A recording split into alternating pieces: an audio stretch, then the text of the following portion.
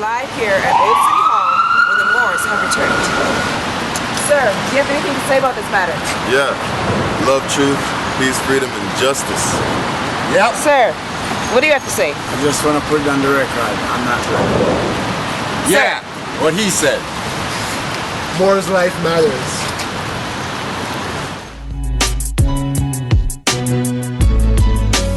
More lives matter. It seems like black lives don't matter. More lives matter. Shot in the back, running or choked out to death on the corners. Mistake this taser for his sidearm, says the coroner. To the yellow journalist that won awards for writing facts. For World Wide Web press stories, always calling them black. Civil rights violated, here comes C1-7 and CIA and FBI agent, brethren felons with what Big Brother once heard. Most Moors are nerds and study more than if I'm on the road, no biting curbs. No threats of nooses or fighting for survival. Making Moors martyrs won't happen, calling us captain rival.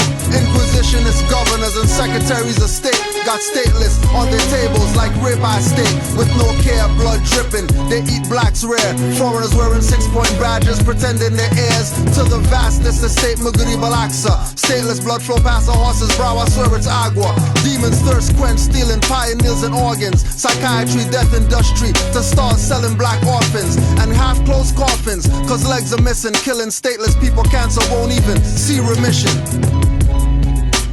More lives matter, but it seems like black lives don't matter. More lives matter, cause it seems like black lives don't matter. More lives matter, cause it seems like black lives don't matter. More lives matter, cause it seems like black lives don't matter. System, what system? Not gonna make myself no victim. Run down and kick them up, educate oneself and flip them. All of their titles or nationality strips them. Must grip reality in order to really grip them in this third dimensional illusion. Organized chaos, confusion, stealing your attention. Mental intrusion, universal laws, declaration of the ancients. I self-law and master, from the rooftops to the basements, hoop deep to the spaceship. Ever since all creations, celestial foundations, ocean floor to the ranges, to the mountain tip, to the cosmic infinite. Basically we are way above the shit. In other words, get in tune with spirit. Take a breath and accept mental polarity, gender, rhythm, correspondence, vibration, cause and effect. More lives matter, but it seems like black lives don't matter. More lives matter, cause it seems like black lives don't matter. More lives matter, but it seems like black lives don't matter. More lives matter, cause it seems like black lives don't matter. More lives matter cause I sing it no sound off. It gets defective when rejected, pull your mask off. Get my perspective on the record to replay.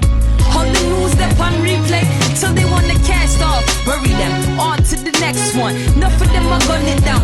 Youths them a cast cross. Can't believe a Tubby that. Can't believe a Taj Pass. Trayvon, Michael Brown died for us to find cause. The afterlife visited the class wrong.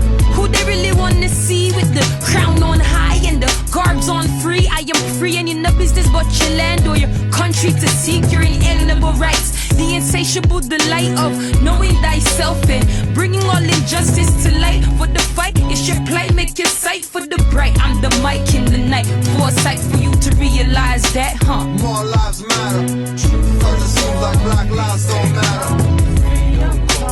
More lives matter, cause it seems like black lives don't matter. More lives matter, cause it seems like black lives don't matter. More lives matter, cause it seems like black lives don't matter.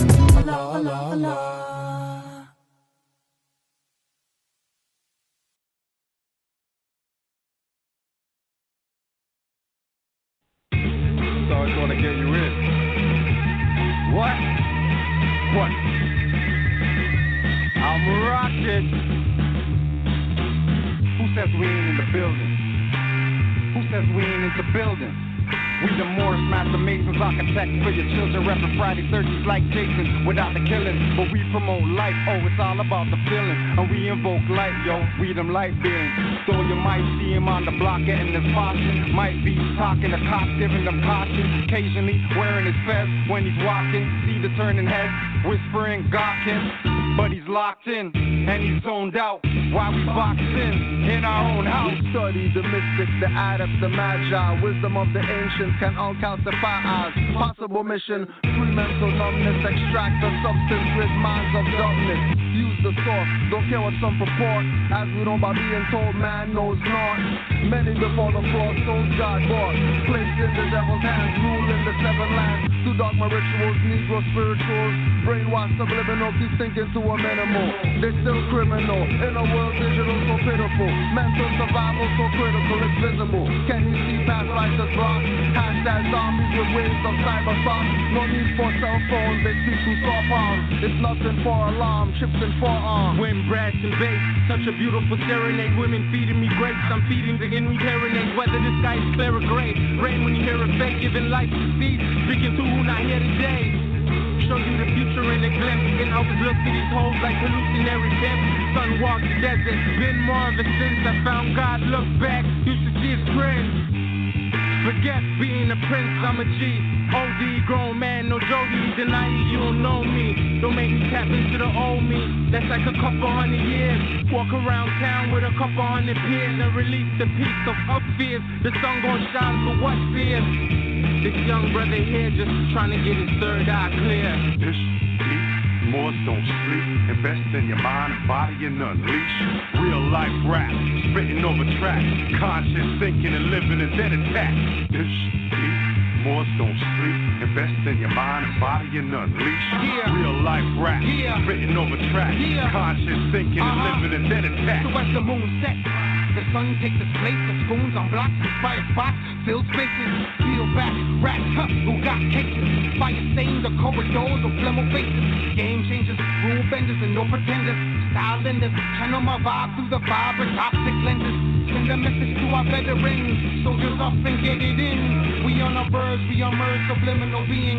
Third eye seeing, still a participant unwilling. They wanna break me, shake, bake, grade me. Rolling with my main G, double O-M-G. S-O-N is crazy. For a minute that you think you could take me for a fool, like a native to his land, being schooled by a foreign dude. You mistaken me, spiders on the roof, in the dark pools. Have you saying you mistaken me? You better move for our market. Power pin is my tongue, your existence a target. Revealing all lies and deceit on the market. Genocide carried out in pockets, I knock it down, bulldozer. David to Goliath, it's an exposure. Out some big heads ruling and it's getting closer to your downfall. Round up all your soldiers. Little homie, I was seeking a fortune, tired of misfortune. I just wanted a portion, everything that I never had, though I needed my portion. Blowing like porcelain, haters fragile as porcelain. Getting broke, tired of being broke. How we acquire hope is the DJ killing some dope, just to keep us afloat. Mind as deep as the boat. Rain is a lethal weapon, we one need to elope. When I speak, I provoke. Walk in the room with my aura feeling like heavy smoke. Feel like when the levee broke under my Louis Vuitton, the semi-poke. Cause dirty cops to kill your boy, yeah, it's a joke. The cost of living, higher profits in private prisons. These little girls are selling bodies just to pay tuition. These little niggas selling niggas just for bail position. It's like the slavery never ended, we're the intermission. I wanna free the world, but I'm one man. A couple ones like me and make one plan. I wanna free the world, but I'm one man. A couple ones like me and one plan.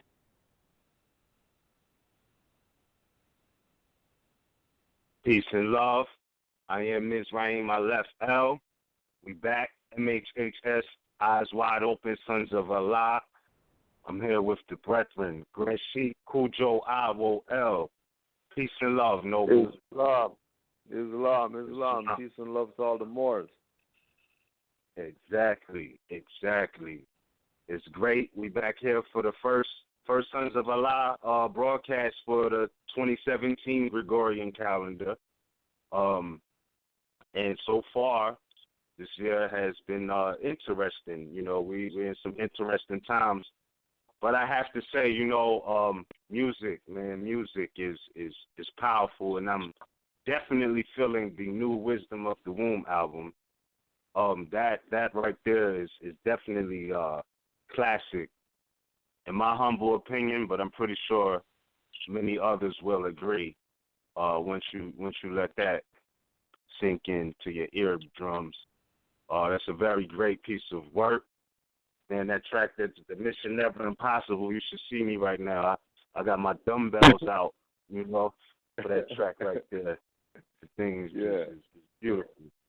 So, for sure, man, that is available now on willovalot.com, correct? Correct. And indeed. So, interesting. Again, like I said, man, we here on some interesting times. We know that the democracy, we're not subject to that jurisdiction, but it is some interesting times as, the new corporate president-elect is about to be, quote-unquote, inaugurated tomorrow and things like that. And I know there's a lot of perspectives on that there. A lot of people protesting. Oh, you know what? And I'm glad I brought that up again because I also, we spoke briefly, but I want to put this out there for the people to add on at some point or another and tell me what you all think of this. All right, so they're having, quote-unquote, President Trump's inauguration tomorrow, right? And they put it in the paper like last week or the week before that, sometime within so-called January time block. They had they basically summoned regular municipal police to be deputized as marshals, quote unquote, for quote unquote Trump's inauguration. Now, if there's anybody who could add on to the unconstitutionality of that, please feel free to add on. From your perspective, can a municipal policy enforcer be deputized as a marshal for one event? We're just talking about, regular blue suit highwaymen to be marshals at an inauguration. Is that constitutional or not? I want to leave that as an option open for the callers when we take Q&A. But another thing, before we go in on what's going on with this whole quote-unquote Secret Service, I mentioned to you earlier, and if you want to go in on this real quick, speaking on the lines of Trump, you would, excuse me, people responding already through the text. We want you to call in and add on, please. But listen, Trump being inaugurated, right? Hold on. Pardon me, family. I did say I was going to get better with this, opening up the chat room. Let me not forget that. All right, so waiting for the chat room to open now. Should be open shortly. But yeah, in your album, your work, the chat room is open. Iron Sheik 6. You called it, right? And you called it with such a confidence. I don't know if you want to speak on it like that, but you said, what do you think is going to happen when President Trump is up? And you said it with such confidence. Like, do you want to explain what zone was you tapped into? Because there's a lot of us who didn't pay attention to, what was going on at the times and, content with the fact that it's going to be the same thing that it has been for a while. What did you see in this whole recap of, where we're at today, what's going to happen tomorrow, and what we looking at for the future? What made you feel so confident Trump was going to get in? Even though that politics doesn't apply to us, Cool Joe. Right. Islam. Well, Islam for listening, first of all, you know what I mean? Oh, yeah. And it was, on the mundane level, it was a shot in the dark, right? Uh-huh. On another level, because it was always something on my mind with Reagan being an actor and turning president of something, even in the dead state. Something was just wrong with that. You know what I mean? Right. Come to find out later, there's reasons why it goes like that, because that has nothing to do with politics, has nothing to do with government and all that. It's just these guys' little boys' network. So, they're never going to put a woman in office because it's a patriarchal system. That was the next obvious choice. You know what I mean? And we know that because we're dealing with the music and the beats and the rhymes and tapping into a certain frequency, that sometimes, people come through and want to relay their message. You know what I'm saying? So, because I had doubts about it. That's how I knew that it wasn't me. Because I had doubts about it. I was like, shit, I might have put one out there that I shouldn't have put out there when Hillary wins. Hopefully nobody heard that line or whatever. But, you know what I mean? It manifested for the better, so it was definitely a higher frequency, you know what I mean?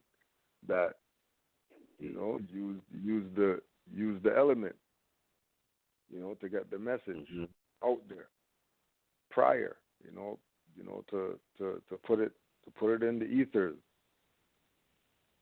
You know what I mean? Yeah. So, and then Islam to the producer of that track too, because that inspired a lot of that track. Iron Sheik 6, Black Status. Yeah, that thing, that track is crazy tough. I like that one there, man. That and then hard. And with regard to everything that's going on, we already know that, like we're saying, that's not our business. That's nothing. That's its own entity for whoever is part of that. You know what I mean? Because like we were talking about, these people could lie down in the street all night. They're inaugurating tomorrow. Like you're not stopping it from happening. They're going through with their plan because they put their seal on there and all that, and they're going with the plan. So it has nothing to do with us. I mean, we have our own stuff that we got to deal with, that we should be dealing with. You know what I mean? Bro. And it's interesting too how these things that have no meaning to our people are the things that they give most attention. Mhm. You know what I mean? They're not worried about these black guys. They're going to talk about that got their 24 or 74 million or whatever that's not going to share with anybody. Yeah, I was going to say, we go into that next. Go ahead, talk about it. You know what I mean? Talk They're not going to about talk about them, right? Mm-hmm. They're not going to talk about the sellouts that eat high on the hog. You know what I'm saying? That get the reparations that the people are supposed to get. Yeah. Damn right. I mean? Taking people's reparations and paying off their mercenaries. Crazy. But we could update people and could put the article and stuff out there too, so they could know where we're going. Absolutely. Yeah, true indeed. So just for those who don't know, what we're talking about is sellouts, right? And we've seen a lot of, because we know it's a fact that the Pilgrims can't really do anything without the help, like two Moors without the help of Moors, if you get what I'm saying. Like, they have to have infiltrators or sellouts, you know what I mean, or traders, basically, come amongst and go into places where they can't go. Basically like how they kind of use Condoleezza Rice to get indoors they would never be able to get into, how they use Barack to try to get into doors they would never be able to get into, you know what I mean? it's the same thing on so many scales in what they do. So, these might be the faces of what you see, as representation of that, quote, democracy, which is, unconstitutional. And just to be real about it, because they talk crazy, like, our democracy is going to be all right. And I'm listening like, well, if you saying that, if this person is claiming to be a Republican, right, you're claiming to be a Democrat, and you're leaving office, a so-called office anyway, and these are so-called Republicans and so-called Democrats, when really they are Democrats. But how can you blatantly say that the democracy is going to be fine if this one is claiming to be a Republican first and foremost? But not just that, the infiltration that goes on so many levels that has repeated through history. So, all right, just to keep it, up to breast, the Secret Service settles racial discrimination suit for $24 million. 24 million notes. They settled a Secret Service claim for. And the basis or the essence of the claim was there was some, brown-skinned people who were working for the Secret Service, right? And, okay, say it was a dozen, and they're saying and referring to them as, quote-unquote, African Americans who are former agents of the Secret Service. These agents was gel together and made a discrimination suit against the Secret Service because they didn't get promoted, and they was holding the dirt that they was referring to what they're calling, black leaders and things of that nature in the community. The Secret Service records in heads of department was referring to them as niggers. Excuse my expression, but this was all a part of the suit, right? So, basically, they sued the Secret Service, and the suit went on for about 20 years. 20 years they was going through this case. Now, one, to me, that shows that if you're selling out, you need to really comprehend they don't really, really, really care about you to have you fighting a case for 20 years, and who knows, how that's going to go with the payouts and all of that. But it's just an interesting story that you see this repeated through history, like people who sold out and who are working for the democracy, right, which is unconstitutional, based off of Article 4, Section 4 of the Constitution, which all of these people take oaths to uphold, meaning that that's a bond, that's the bound obligation. So I just find it funny that, looking at it from a historical perspective, these are sellouts who are complaining to the people who really never cared about them like that, but they're doing the dirty work for them on their own people and others, and the European has continuously showed that they don't care. You know what I mean? Like, that's what it is. So they settled it with a way to do it for $24 million right before Barack leaves that position. What was that saying? You know what I mean? Like, what's your thoughts on that? Because, I mean, literally days before he's leaving out of the so-called White House or Casablanca, they make a settlement like that, because pretty sure these Moors had information, or dirty Moors, or however you would like to call them, or had certain information that everybody is not privy to. Because, mind you, these are Secret Service people who are saying, look, y'all playing us, y'all discriminating on us, and we working for you. So to me, the lesson in that is, they don't really care about you, and they'll train you for a generation plus more, you know what I mean, before they ever even consider giving anybody some just do. And that situation was like a perfect example. What's your thoughts on that, Cujo?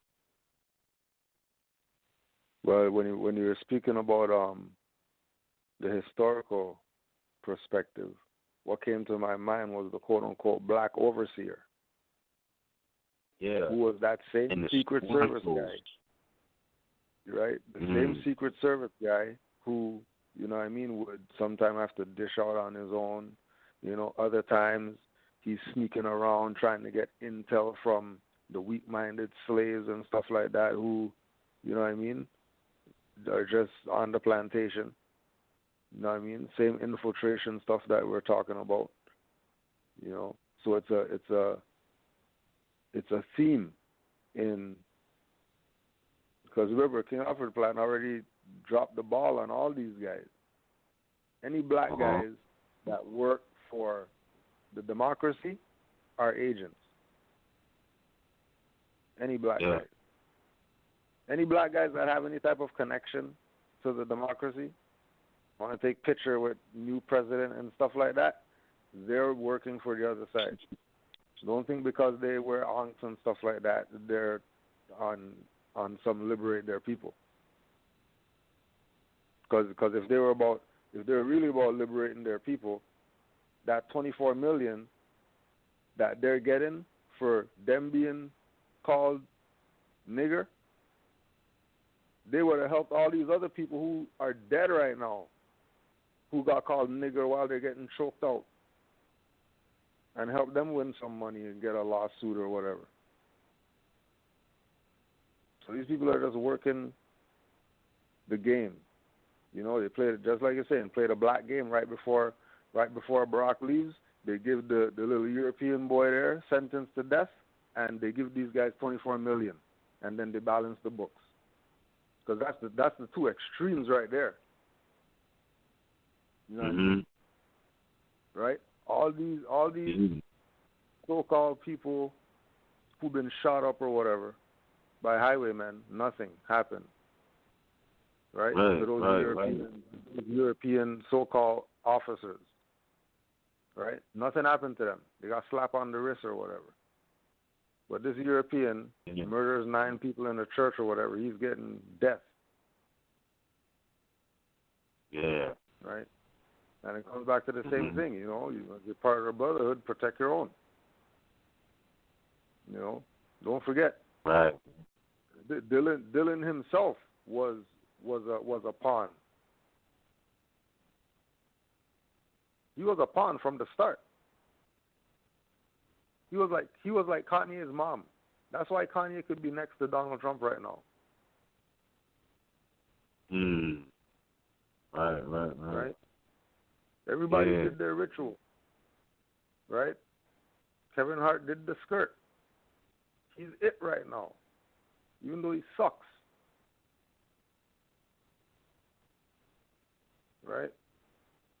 Because these people already have their people in their pocket. Secret Service guys, why do you think they waited for 20 years? Because they knew they were gonna get it eventually. You know what I mean? In the meantime, they're doing what they do. They're not losing nothing. You know what I mean? Waiting for 20 years. You know, I'm sure they would have wished the payout came sooner. But you know what I'm saying? When you take the oath and they have something on you, you go with the program. You shut the hell up. We're going to call you nigger, too, for 20 years. With the lawsuit on, we're going to still call you nigger. And still not give you jobs and still just use you guys pawns to go into the black communities or whatever and infiltrate and mess up stuff. And they do their job, the overseer.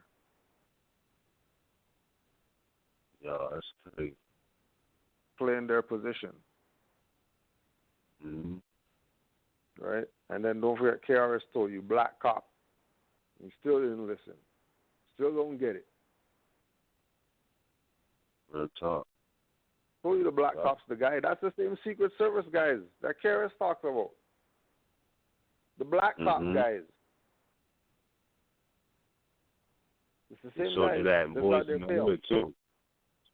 Boys in the hood too. Yeah, they showed you that real clear in there. Yeah. Boys in the Hood too. The overseer cops. Punk guy. Yeah. You know, part of the dirty Moor spectrum that don't call themselves Moors. But we know they're Moors. They're dirty Moors too.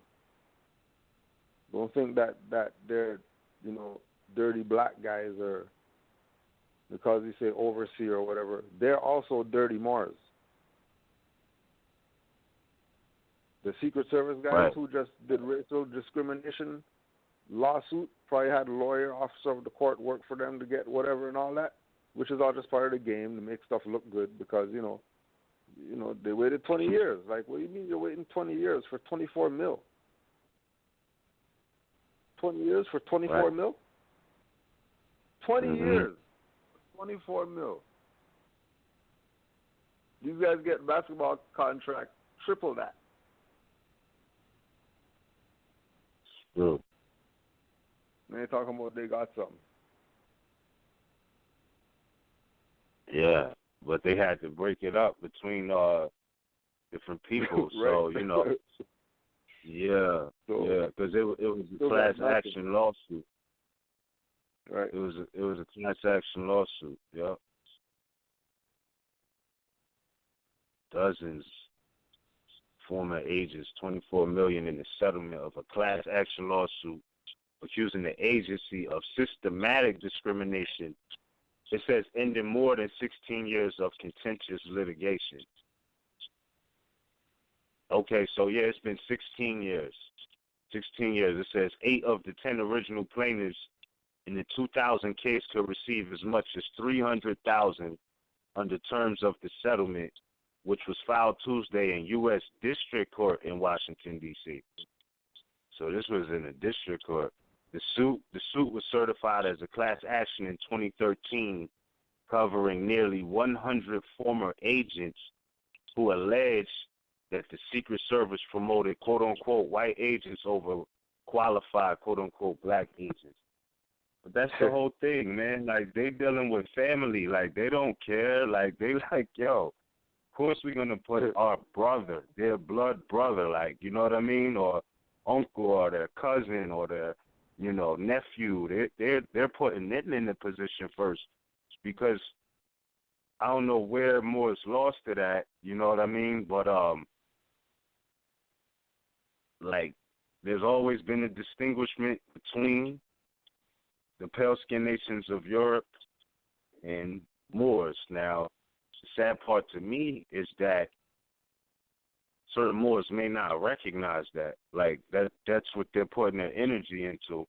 And then there's those who are doing that willingly, knowing their contributions to humanity will be better served within their nation, specifically, like under their nation's jurisdiction. But again, it goes back to the dangers of not knowing the implication of the word black itself, because they basically already looking at you like you don't have a status. You definitely, you're without question, don't even challenge jurisdiction. You're a ward. You're a ward. That's how they looking at them. Go fulfill his mission. You know what I mean? For our Christian agenda. You know, and we'll pay you in 20 years. Like, that's crazy, bro. That's crazy. And yo, that's crazy. So I'm like, damn. You know? And that's what they should be going and laying in the street for. They should be laying in the street for that. You know what I mean? Go stop stuff because of that. Because that's systematic discrimination. Mm-hmm. The whole fact that it took 16 years is systematic discrimination. Yeah, absolutely. But that's not part of the suit, though. And then again, like you're saying, they're wards. So automatically, they're under Christian black codes, and that's all that applies to them. Slave orders. You can't do this, or you can't do whatever without a license and without permission. You have to have permission. And again, remember that in King Alfred plan, I told you about the infiltration. Told you who all the sellouts were, all the names of their organizations and all that.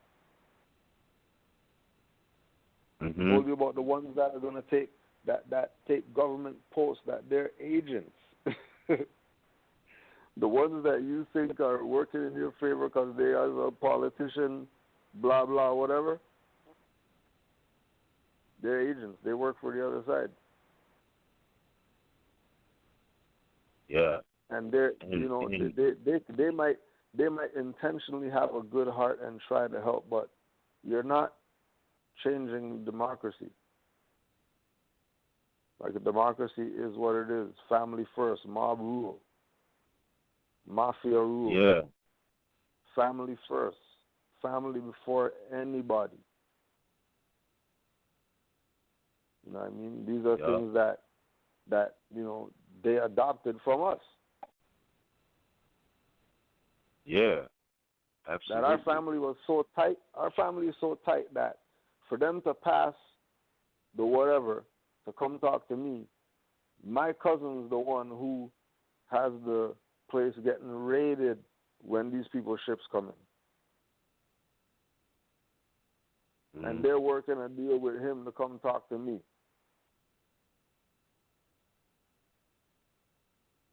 That's crazy. But we're all family. The pirates are family with everybody else or whatever. Yeah. You know.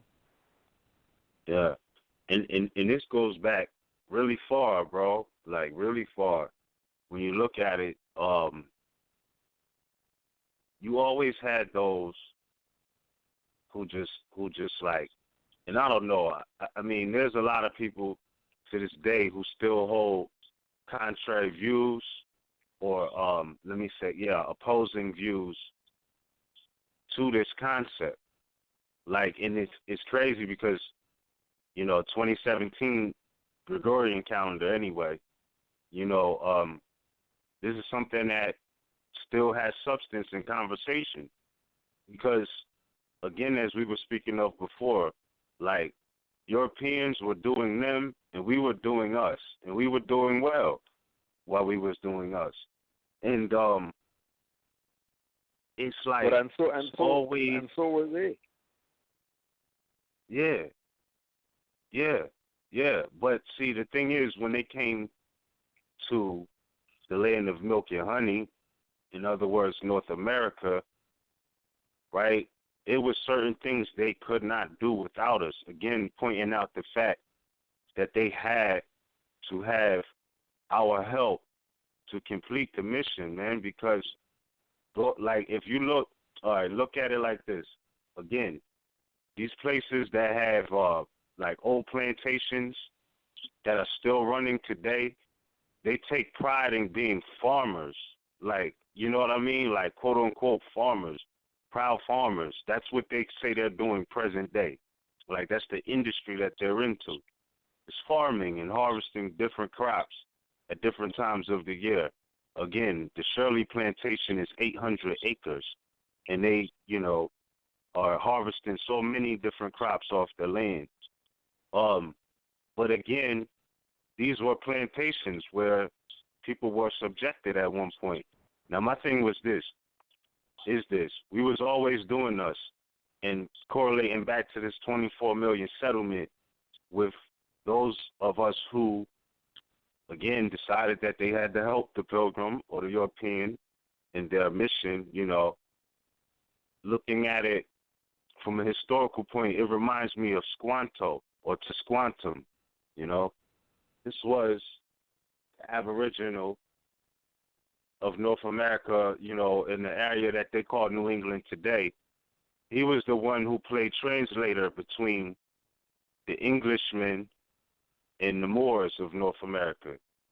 He was the link because now picture this, you have Moors of North America who was going to Europe, who was in Spain, who was in England. And, you know, as he traveled, he picked up experience on the language. So he became a translator, Squanto. And, you know, it was a lot of Aboriginals who wasn't feeling him or the Pilgrims, right? Because what he did was he showed them how to plant things, and it's still venerated behind Thanksgiving and all of that. You know what I mean? But that's basically what it is. So he showed them how to plant. He showed them these things, and the Aboriginals wanted his head because he was perceived on many different levels for many different reasons as being, you know, a traitor, because he was that link for the Europeans and was, you know, showing them things that contributed to overall overthrow. That's basically what happened. So you got the Europeans learning how to farm the land directly from Moors. Then you have other Moors who are saying, no, let's not even deal with these people at all like that. Don't show them nothing, you know. We're going to do this. We got this. But, you know, basically Squanto was like a link to show them how to survive themselves on this land. And from there, it was just like it was a crazy, you know, mission that was launched. And from that, you had many battles, wars, and ultimately the Treaty of Peace and Friendship, American Constitution 1791, formulated, you know, based off of these series of events. But what I'm saying is, when you look at it, Squanto was the one giving them intel, you know, and you see that type of personage throughout history. So there's many Squantos, or there's many, you know, will be perceived as Moriscos or Stevens from Django, however you want to look at it. So again, you know, it goes back to the fact that when we was doing us, we was doing fine, and you could see that lasted for a while because, like we said, it hasn't even been 60 years since the copper complexion people started going to school with the pale-skinned nations of Europe in North America. Like, this is all still not really, I mean, it's relatively new. So, you know, that's my piece on it. Study about Squanto, study the sellouts, see that same energy still exists today, you know. And that's what it is. So they're looking at it like, yo, y'all fulfilled our mission. For us, we don't really care, you know. 16 years and we won't give you anything. And again, that correlates to so many things, because look at how many people had more time than that and then later got found to be innocent. You know, they squandered their life literally for 20 plus years to later find out that they was innocent the whole time. You know what I mean? Like, so that concept of how they play with time, again, you know, from so many different levels, even if you know, talking about a quote court date, or, you know, the sentence, or the so-called penalty, or, you know, 180 days, or whatever it is, like, time is definitely a major factor, and they're using it on different levels to manipulate the course of events or control things.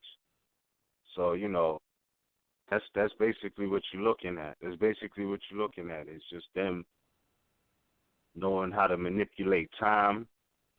And again, you know, who knows how old these people are now, if that's going to be any good to them, you know. So let's see what's really up. But yeah, anything else you want to add on, bro? No more. That was a good one. We got it. Yeah. Got it. And then, just as you said, time, keep in mind, In Time with freaking Justin and thing. Just remember In Time. In Time, you said? Yeah, the movie. Word. Yeah. I don't think I saw that one. Timberlake. Yeah, Justin Timberlake movie, In Time. True. Yeah. So, also check this out. They say this in the article, because we were talking about, and you know, I want to leave it to the people to call in and weigh in on your thoughts and opinions on this, about the so-called deputizing Roman soldiers or municipal police to be marshals. But in this article about the 24 million settlement, they're saying that, hold on, let me get back to this. Oh, yeah. It says, in the excerpt from the article, it says the Secret Service was moved from the Treasury Department to the Department of Homeland Security after the terrorist attacks of September 11, 2001.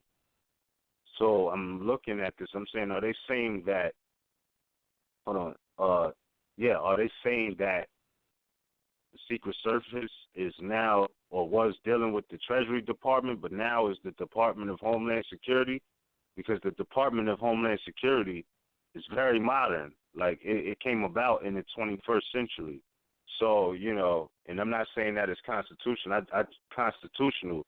I just know the origin of that institution was manifest in the 21st century, about the first, in the first decade. Like, I don't know which year. It might have been like 2002 or 2005 or something like that, but it wasn't that long ago. So, like, they went super de facto. You know, they went from color to super color, like, you know, if you get my drift on that. So, and again, they was mentioning about this agent is says Special Agent Reginald G. Ray Moore applied for promotions 180 times without success. So 180 times. That's, you know, that's I don't know if you can see the mathematics in that.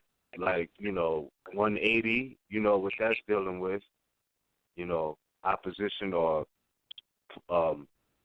you know, half of a circle or 360 degrees, you're dealing with 180 polar opposites, opposing forces. But then you're like, well, if he applied for a promotion 180 times, they say insanity is when you keep doing the same thing expecting a different result. So, I mean, I'm just saying there's different ways to look at this, you know? Yeah. Straight. Real talk. Because, and then also it goes back to what happened to the integrity of the principles of a nation too, because Noble Drew Ali said we are not a beggar nation. You know what I mean? So it's like, you know, you apply for promotion 180 times. That's a little bit, you know, on the insane side, almost. I mean, you could say that, you know, you could say that. I'm not saying they are. I'm just saying you could say that based off of how the story is looking, you know. Apply for promotion 180 times and kept being overlooked. I guess, you know, once you get to when dealing with the numerology and the math, I'm pretty sure, I don't know if they knew that, but at 180, you should at least know the polarity, or if you're making any progress 180 degrees later. You know what I mean? So, right, and then was no even when we go on the level of the opposing force with the 180, right? Yeah. It's he's countering himself because his name's Moor, and they're fighting as some black. They're fighting as some black whatever now. Right now, look at the point from realizing that something's wrong and doing something, because you know you can't go 180 times to have the same result, even if we take insanity out of it. Like, there has to be a point somewhere between 1 and 180. You have to stop and say, hold on a second. Like, this is too much. Right. And change something. Or, you know what I mean? It's just a sellout. It was something already planned. It's a waiting game, whatever. You know, they have the picture of him taking taking the whatever from the guy at the thing, you know. So yeah. So he's got to wait 20 years. You know what I mean? We have the stuff. We had you under surveillance. We saw you smoke crack and stuff like that. You know what I mean? Right. We know the levels that we make you go when you're our agent. We know the levels we make you go to. And we got everything documented. So you're waiting 20 years. You know what I mean? Because they're the overseer. They're the dudes that you know, they already gave their soul up. They don't have anything to give but their body. Because their soul belongs to them, their mind belongs to them. All they have left is their body. And now they just bought that for $24 million. Wow. That's crazy. That's crazy. And think about this, right? Noble Drew Ali said he was taking the covers off all secret societies, right? Like, and we've seen that that's kind of been like a never-ending process, you know, if you really pay attention, you know, based off of the Gnostic wisdoms that they deal with or have access to. I don't know if they're dealing with that, but have access to deal with, right? I mean, what bigger society, like he said, taking the cover off of secret societies. I mean, the number one aspect for me is looking at this is, okay, who more secret society than the Secret Service? I mean, they're being exposed, and also they had a scandal a couple years back, I think it was, with some girls on the island or something like that. You remember that? Yeah. Yeah. So, you know, they've been doing some stuff too, you know. But yeah, man, this is what it is today. You know, so actually speaking about this is what it is today. We'll just put the prophet up quick fast. Savior of humanity. Right? And keep in mind that what's being read is from the 1920s. But watch how it applies today with everything that we're talking about right now. In this electrifying age, men are racing into life without complete knowledge of where they are going or what the end will be. When riches seem to be their only pursuit to be obtained anyway at any cost. When selfishness, avarice, greed, and lust dominate their very being. When humanity in general is left at the mercy of those who have no mercy in them.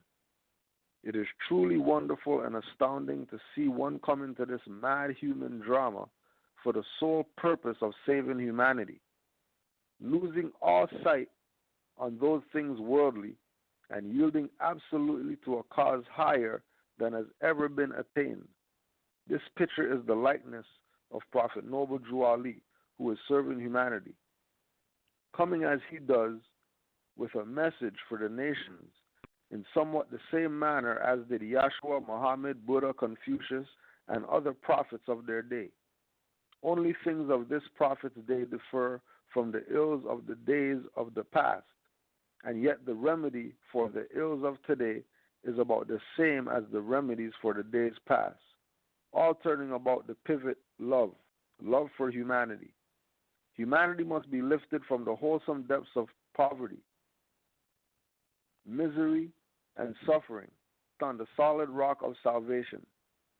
There are some who claim to do this, but upon investigation, one finds that they have slouched under the wings of their cross to extract from those who come to them means by which they can have the pleasures of this life, while they point their followers to joy after death. While they feed their sheep, they also share them while eating.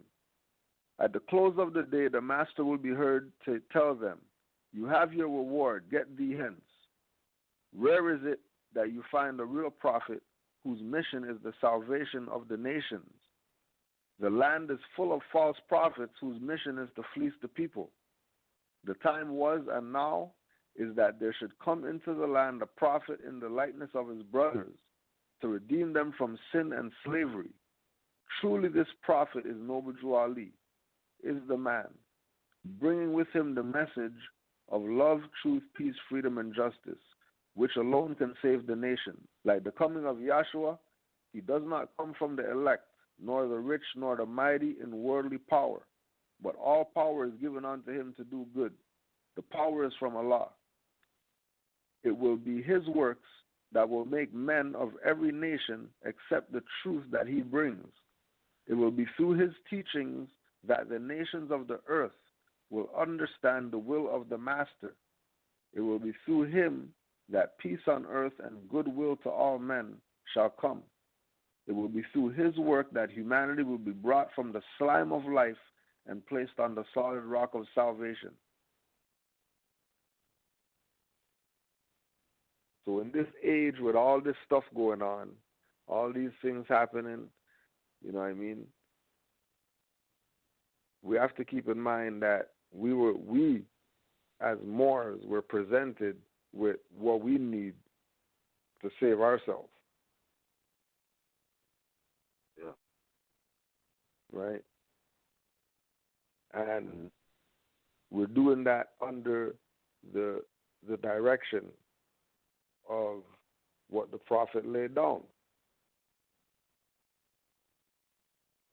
So we don't have to be caught up in the things, because we overstand and understand that there's always a higher perspective. There's no way that it's only what's being presented. You know what I mean? Right. And we know that through things that even we're doing with Sons of Allah is inspiring people to do exactly what Noble Drew Ali said and be better citizens. You know what I mean? Be better people. Be a better example of a dark-skinned person that people have become used to because of these ideals that we've adopted that weren't realities. You know what I mean? Because Moor shocked people. When people who normally just engage dark-skinned people as black people, when they meet a Moor, it's a big deal to them that they met somebody who knows that they're a Moor. You know what I mean? And we always go back to Noble Drew Ali referencing that our brothers from the East are going to come to save us or whatever. And I've been a black guy and I've been a Moor. And they know Arab treated me like brother when I was a black guy. The pale ones who they say put people in slavery and all those type of stuff. They didn't treat me like no slave. But certain people, yeah, they treat them like slaves. Mm-hmm. You know what I mean? Certain people are going to get the payout. Certain people are not going to get anything. You know? Mm-hmm. Because the pieces are already at the game's already begun. You're coming in the middle of the game talking about start over. Mm-hmm. You know what I mean? Yeah. No, the game has to be done. And the game's been done since 1913 when Drew Ali came and bust the Roman seal, shattered it. Mm-hmm. You know what I mean? And then CMB came and shattered the shatterings of what Noble Drew Ali shattered. Yeah. You know what I mean? Right? and still we have an issue, we still have an issue, then clearly it's not us. There must be something at play. There must be something at hand. And it goes back to all the stuff that we're finding out, that we're talking about. King Alfred plan, and these guys getting there, you know what I mean? How come it's not big news? That's supposed to be big news that they got their settlement. After in 20 years, that's supposed to be stuff front page, every newspaper all across the place, especially Black History Month coming and all that. That's supposed to be big news. Right before Obama left, these guys got 24 mil. Like, that's supposed to be, how come they're not talking about it? Kept it on the low, because it's a settlement. And they're saying, they don't care. yeah, but it is something to look at. He did that before he left office for them. But look, check it out. It says, as part of the agreement, the Secret Service admitted no wrongdoing. So they basically saying, we ain't do nothing, huh? Take this 24 mil, shut up. You know what I mean? Like, that's basically the settlement agreement. As usual, you know, nobody admits any wrongdoing. They just buy the situation out, you know? And that's what happened. But you mentioned some brothers from the east, across the Great Atlantic and whatnot. Check it out. This is also what they said in the suit. Now listen to this, because you was just making a distinguishment between being in propria persona, like in your own proper person, opposed to when you didn't really know, you know, who you were. Like, because bro, I've been in stores, you know, and you know, there's a lot of Hindustani stores, a lot of Arabic stores and things like that. And you know, for the most part, you see a lot of our people frequent these places because they usually, like we know, you know, they come in and they set up shop and get an industry going, whereas not too often do you see Moors do that. You know what I mean? So they come into the community, set up shop, and, you know, they do the business. So I'm in the store, and some other Moors walk in the store. But, you know, these is corner stores. Like, this was like the corner store. And, you know, they frequent this spot often. So the brethren behind the counter, he's like, they walk in, and he's like, excuse me, but he's like, no monkey business. That's what he said, no monkey business. So to me, I know what he's just said. You saw what I'm saying? He basically just said, I'm not messing with you niggas. You know what I mean? Because the monkey, the troglodyte nigger, right? This is what he said, but it's going over their head. You feel what I'm saying? Yeah. They don't know, like, he's basically just calling you niggas without saying it. You know what I mean? And I caught that. I'm like, oh. You know, but I knew the difference in what he was saying, because we was just talking. But, like, I guess they may have done something before in the store or whatever. But that's what he said as soon as they walked in, no monkey business. I was like, what? Like, you just straight up called them animals. Like, you know what I mean? And it just went over their head. But check this out. The suit also alleged that, quote-unquote, white agents and supervisors regularly use N-word to refer to suspects, and check this out, quote-unquote, black leaders of other countries, quote-unquote, black leaders of other countries. Just let that sink in for a minute. So, not only was they referring to, quote-unquote, suspects as, quote-unquote, niggers, as this is referred to in this report. I'm not saying that they were. I'm saying this is what the suit alleged. Who are these, quote-unquote, black leaders of other countries? Who are they that they was talking about? You know what I mean? Like, is that, what are they telling you right there?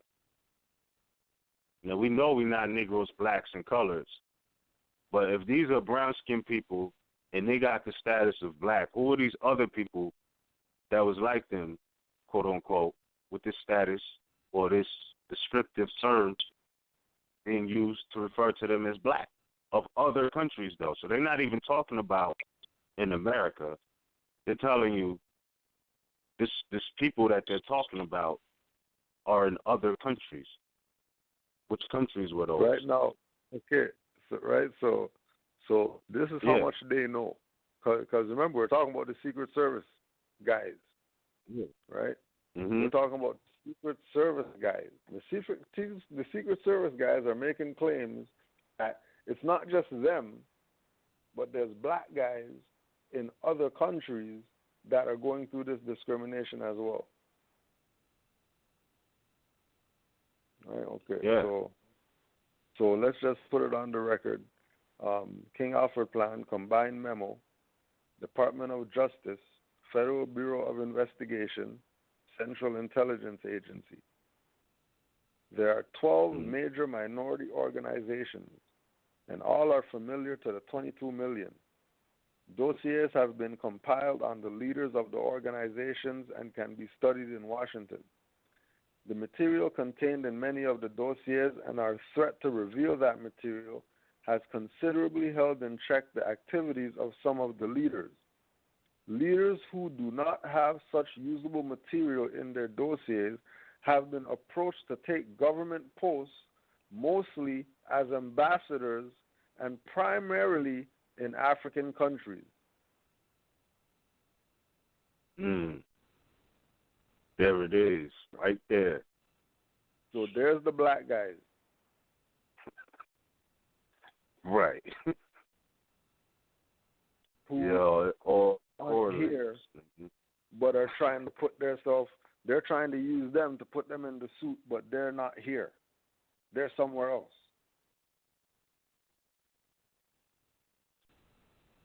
Right? Crazy. Right? And it's a world issue. It's a world matter, for that matter. And right, but it's in district court, though. Remember, it's in district court, but they're dealing with people from other countries, but they're going to district court. If something's not wrong with that picture, something's wrong with you. Yeah. Real talk. And the fact that, I mean, like, you know, I know it's, you can ask for promotions, but usually, period, like, they'll let you know if you're promoted or why you're not, and they go through the evaluations on the job, and they tell you, you know, what they would like to see you improve in, why they didn't.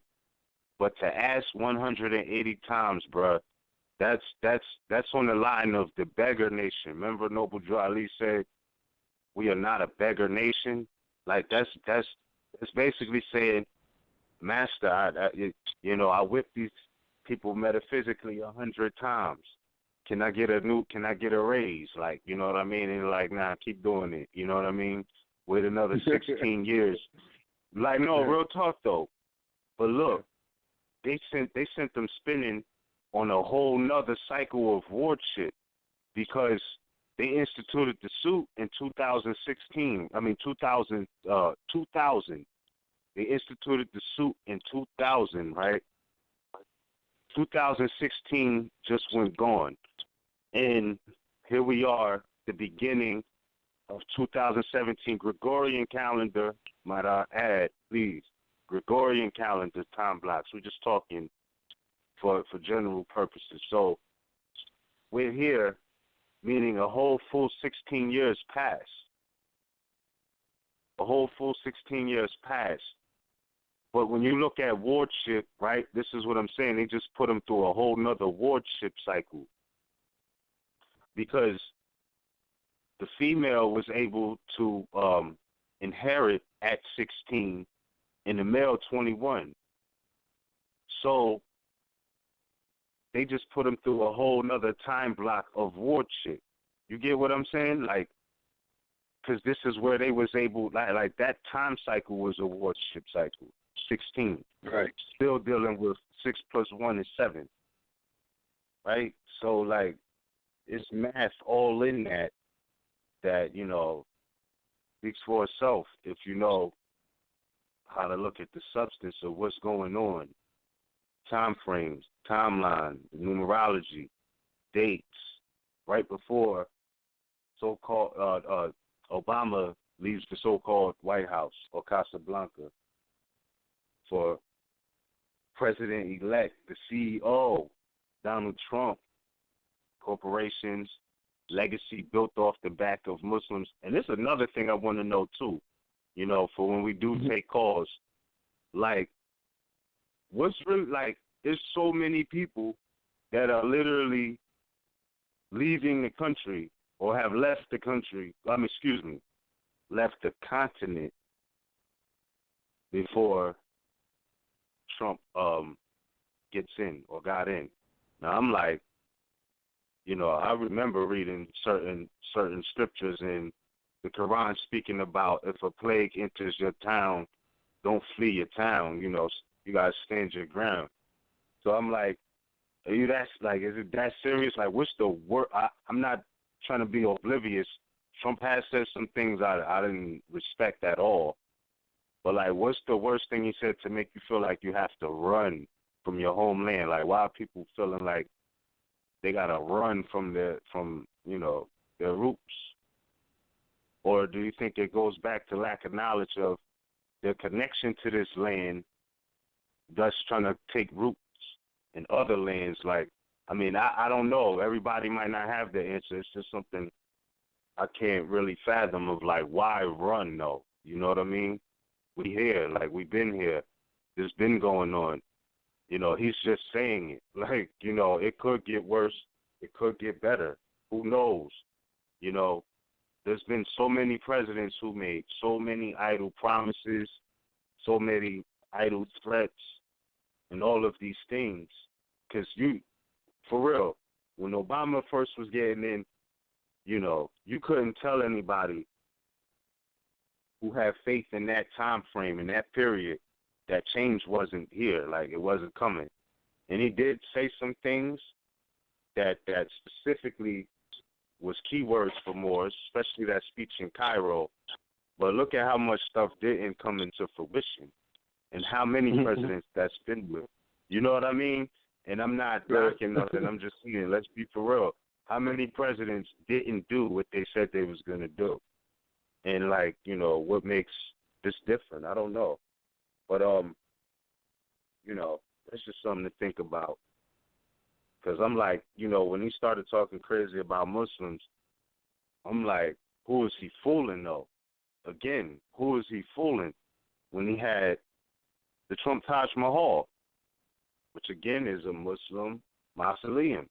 Like, so there's so much that can be exposed off of that, you know? And this goes on through many of their societies. Like, you got the Masons and Shriners, where the George Washington Museum in so-called Virginia, Alexandria, right? You see the whole casing with all the feathers and Moorish appellations written on Mecca, Medina, and they're wearing these crowns ceremoniously, like, dare I say, almost religiously, secretly. Like, that's where they at with it. So I'm like, well, when you know yourself, you know that they've always been about harnessing your culture and energy. To me, I think the remedy is tapping into it yourself. You know what I mean? That's really how I see it.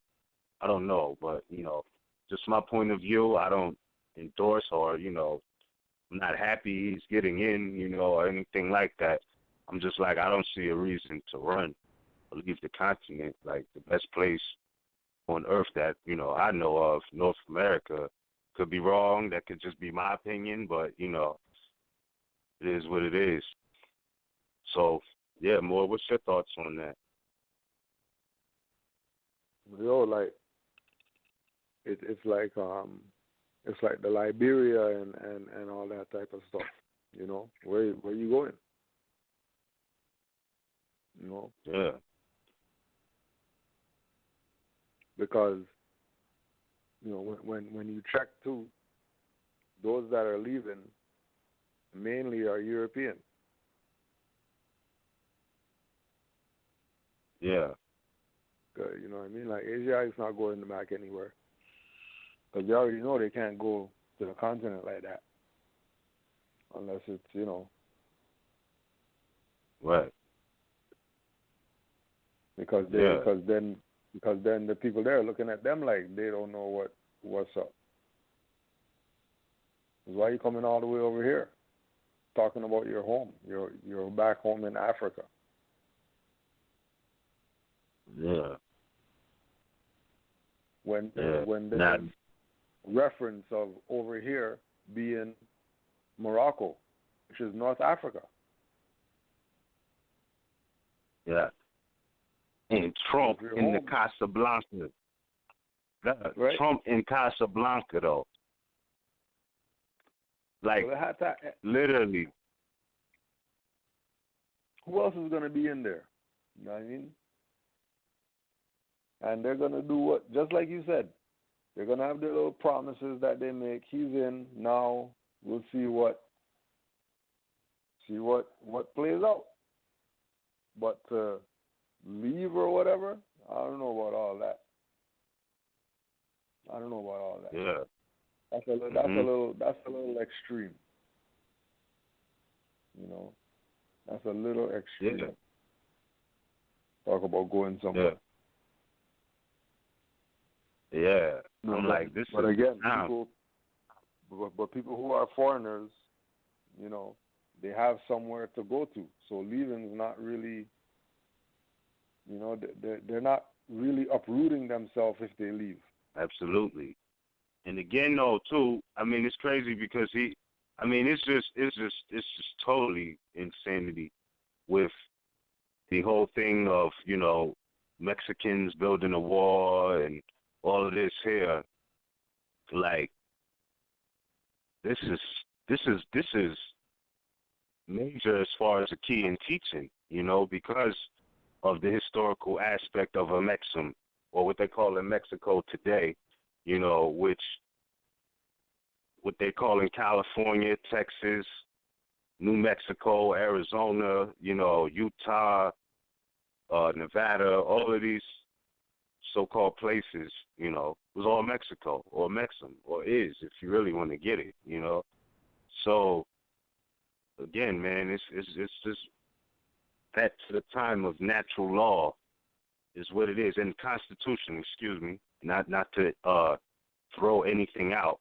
I'm saying that what's going to guide us is not just natural law, but actually being in tune with nature as well to balance the natural law, and that in conjunction with your nationality, international law for nationals and other nationals, when they deal with each other, these are there's maxims and axioms and rules of engagement and all of these different things, that is going to be very helpful in guiding us and assisting, or having knowledge of these things is going to be helpful in guiding and assisting,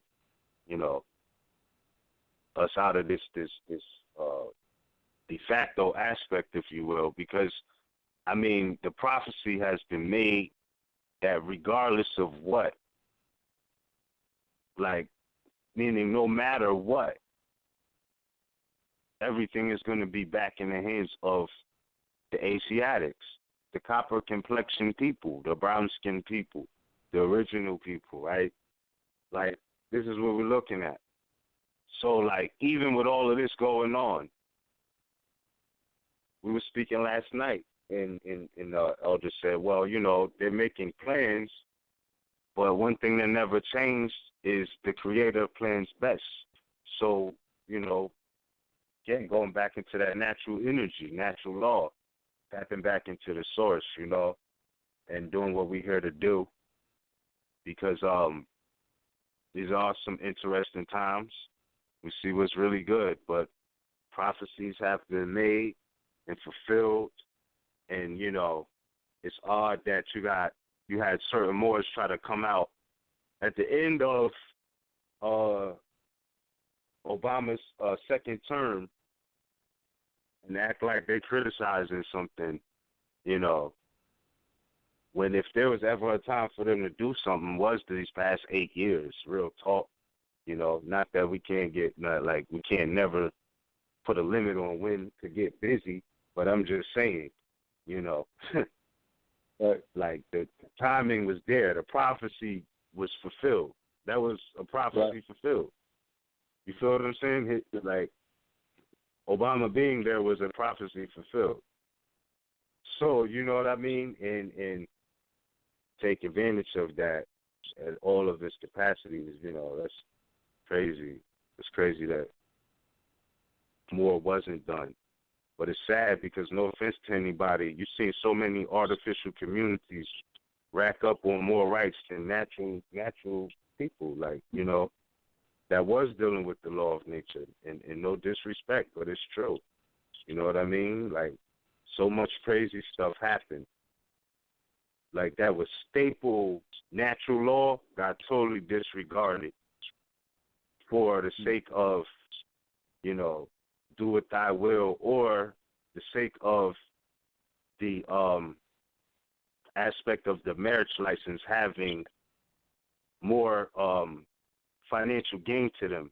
Because you got to remember, a lot of people found out that the marriage license, like that, it had more implications than just saying, you know, okay, these people love each other and, you know, they're going to be together for the rest of their life. Like, no, that instrument has so many ramifications that a lot of people dropped them, not because they didn't love their partner, but they just, in other words, were looking at it like they were breaching a contract with the state, not each other.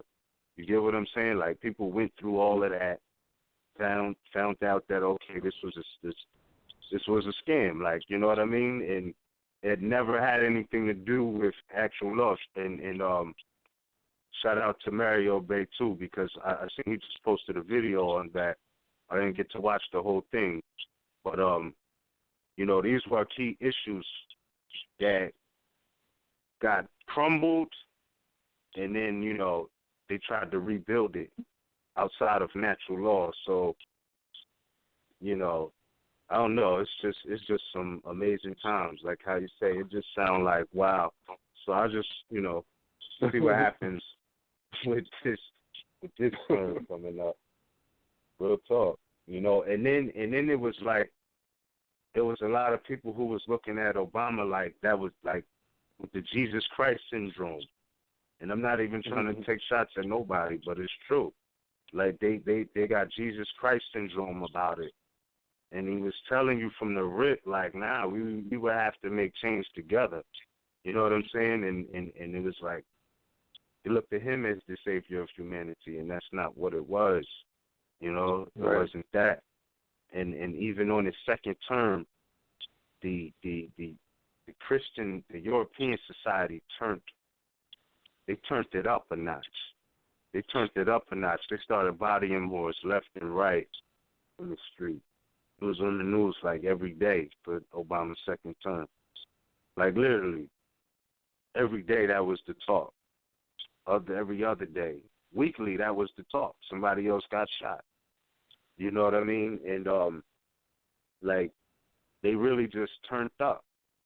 Not that they haven't been doing that, but that's definitely what happened on his second term. You know, and it was like, if that didn't show you that it's certain things that people just, I don't know, man. It is what it is, but, you know, we made it this far, so I know we'll keep it going. But I don't know, you know. We'll see how it turns out. So they got Roman soldiers being deputized as marshals for Trump's inauguration. And I'm like, this is crazy, you know. And he called on specific ones from certain places, and I'm just like, you know, this is ill. Like, you deputize, like, not even like as a marshal though, for one day or 2 days or however long that whole transition goes or whatever. So yeah, man, I'm interested to see what we looking like in the future. I trust we good. I don't think it's nothing to actually like feel as though you have to leave for. But again, everybody got the right to travel. The whole earth is our ancestral state, if that's what you into, you know. But you know, this is the land where that's going to determine the fate of the world. What happens here, you know what I mean? And in other places, don't get it wrong, but this has always been the stand. This is the grounds that breed, you know, the destiny of the future. And I say that not to slight any of our Asiatic or African so-called, you know, family, but real talk, I'm talking about in the course of events of politics. You know what I mean? It's like once you make a stamp on North America, this makes an effect all around the world, regardless of what it is. Like it could be anything from, you know, fashion to politics, all of this has global effects right here. Yeah. Like this is the heartland of planet Earth, and that's not to be braggadocious because this is where we're from. I'm just saying it's the truth. You know what I mean? And it's sad too because when it comes to dealing with other nations, you have a lot of pilgrims standing in the place of Moors. You know what I mean? And other nations are dealing with the pilgrims, but they're like 600 years ahead of where the pilgrims are at right now. And they're giving them technology that, you know, it's crazy. And again, like I said, that train that they're putting in Japan and China, that's floating on with the air magnets and things like that, and you can be from so-called D.C. to New York in 1 hour. That's how fast it goes. Like, you know, all of that is coming in the late 20s of this century to North America. But they already got it in Japan and China and things like that. So, again, you know, there are places in the world that are way more advanced right now. But I'm just saying a lot of things that happen here do affect everywhere. Because every living thing is connected to every other living thing, and that is the true philosophy of life. So, yeah, Moor, that's where we at now. 10:30. We got a half hour left to the live internet feed, but you can still listen via calling in to the last hour. And, yeah, so another thing we want to... Oh, yeah, absolutely. My fault, because the number did change. So, pardon me real quick. Let me make sure I got it very right. Yeah. Hold up. Got you. Yeah, it's 319-527. Oh, hold on. Yeah, you're right. You're good. 6751. Oh, yeah. 319-527-6751. Exactly. Yeah. 6751. Oh, you know, it's crazy. I sent this link out. I forwarded the link, but the one was missing. The one was missing at the end. Yeah. That's crazy, but yeah, indeed. So that's what it is. 319-527-6751. You know, and you could call in now, if you will, if you want to listen to the last hour. But we thank everybody for tuning in. Another thing that we wanted to mention, we talked about this briefly. I don't know if you want to mention this or you want to just go into some callers, but we were talking about we about to go on our third year of doing this, which was really good, right? MHHS Sons of Allah. And, you know, big thanks to everybody who's been listening from day one to now, you know. And we just wanted to know, I mean, we know we've taught a lot of things on this channel, whereas there has been people who've expressed gratitude and thanks. We also wanted to keep it open to know what subject matters you may want to learn more about, would you like for us to touch on. You always feel free to call in, ask questions, or, comment on what you would like to hear for more conversations formulated around. Other than that, of course, nationality, birthrights, culture, and things of that nature. So that's where we stand. That's where we at. But we always open to hear more of what the people think. Oh, another thing. Did I mention about the fingerprint technology? Oh, no. All right, yeah. In case I didn't mention this. All right, yeah, so this is crazy, right? Again, as technology keeps advancing, there's so much that keeps being unveiled, It keeps being unveiled. As of this week, there's been multiple reports through different news channels and stations and on the radio. I'm hearing more commercials about it. They're saying right now, like, how if you take a picture and you throw up the peace sign, well, they're saying the technology now is they can actually take your fingerprints off of the picture. So, like, let's say if you take, how Moor's 5 on the left, 2 on the right. I'm not saying anybody shouldn't do it. I'm just saying they're saying that when you take pictures, now they can actually lift your fingerprints from the picture and, steal your identity and use those for different things. So I just wanted to say, make sure you watch out for things like that and showing your palms and your hands like that. And they said that the remedy for that won't be out for another 2 years. I can't say that, everybody should panic, but it's something that you should be aware of, that technology is out there. So you might not want to take pictures with absolute strangers, you know what I'm saying? Or watch how you show your hands in your pictures and profiles and all of that, just for the record. So just wanted to put that warning out there. Islam.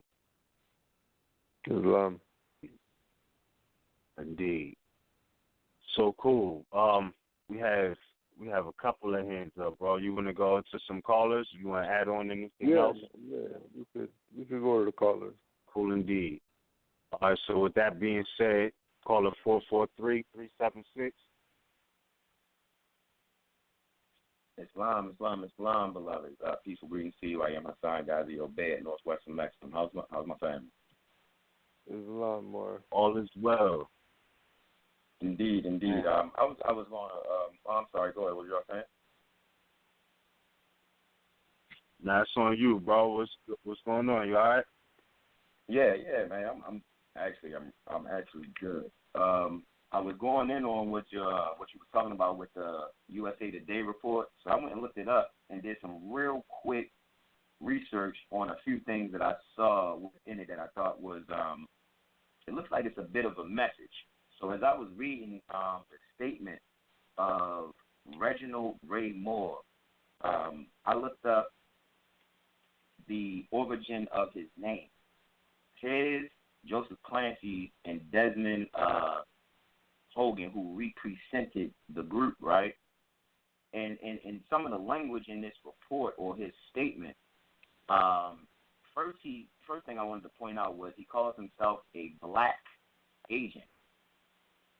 Secondly, he also points out, he's also pointing out, and I quote in one of his last statements, that is why we decided to bring this lawsuit so that the agency could finally address the terrible vestige of its past, clearing the way for future generations of agents of all stripes to be promoted based on their competence and nothing else. So by him even, being, if I'm saying this correctly, just under the jurisdiction of an agency and trying to, put in a lawsuit, by him not being in his proper person, he's already neutralized his argument, firstly. Secondly, as far as it being a $24 million, my question is, did he receive the troy ounce measurement of 0.773435. You know what I mean? That's a little over 3/4 of an ounce of troy gold. You know what I'm saying? As far as the troy ounce measurement. So I see that as discrepancy as well, but that's something for us to just study to kind of see at the bottom of it all. He's being told to nationalize.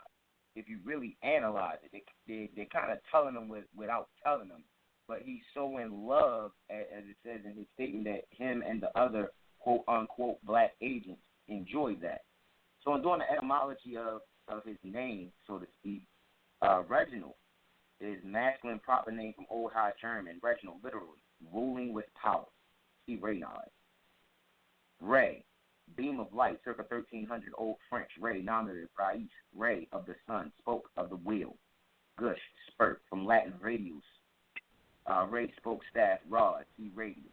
It goes further than that. I'm reading from SMOnline.com too. The first one for Reginald with SMOnline.com. The second one for Ray with SMOnline.com as well. I think it's interesting as you read that Ray one, it says not common before the 17th century, Old English Dictionary of the Sun, usually in reference to heat, being preferred for light. Science fiction, ray gun, is first recorded in 1931. But the Martian is quoting now H.G. Wells' War of the Worlds from 1898. But the Martians had a heat ray weapon in H.G. Wells' War of the Worlds, 1898. And lastly, Moor. It says here, and this is just like real light. Wikipedia has Moor as from Middle English Moor, meaning open land or bog, and given to persons dwelling near a moor or heath. The Old Irish Moors of O'Morda, from the Irish Gaelic word morta, meaning stately or noble.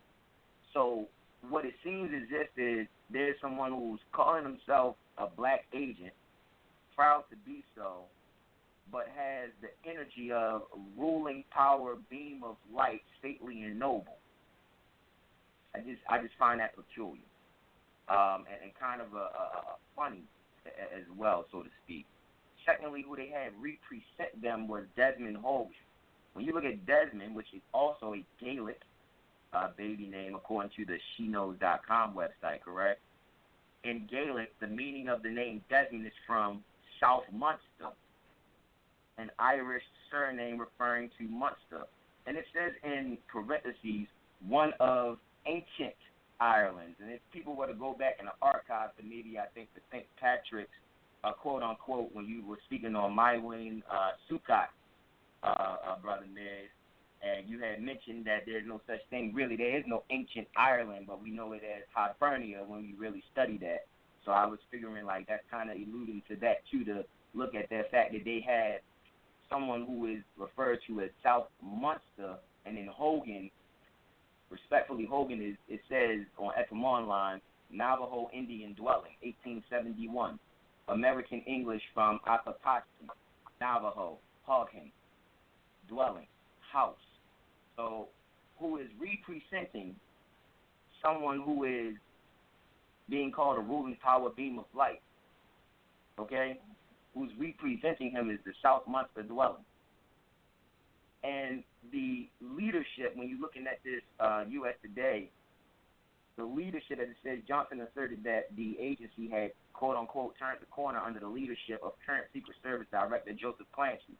When one researches the origin and meaning of Joseph, it goes to he added, he enlarged, he enlarges, or he adds to.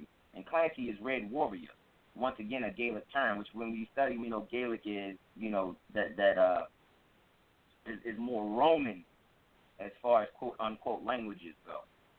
So I wanted to kind of point that out along with what's going on with the whole idea of settlement as well.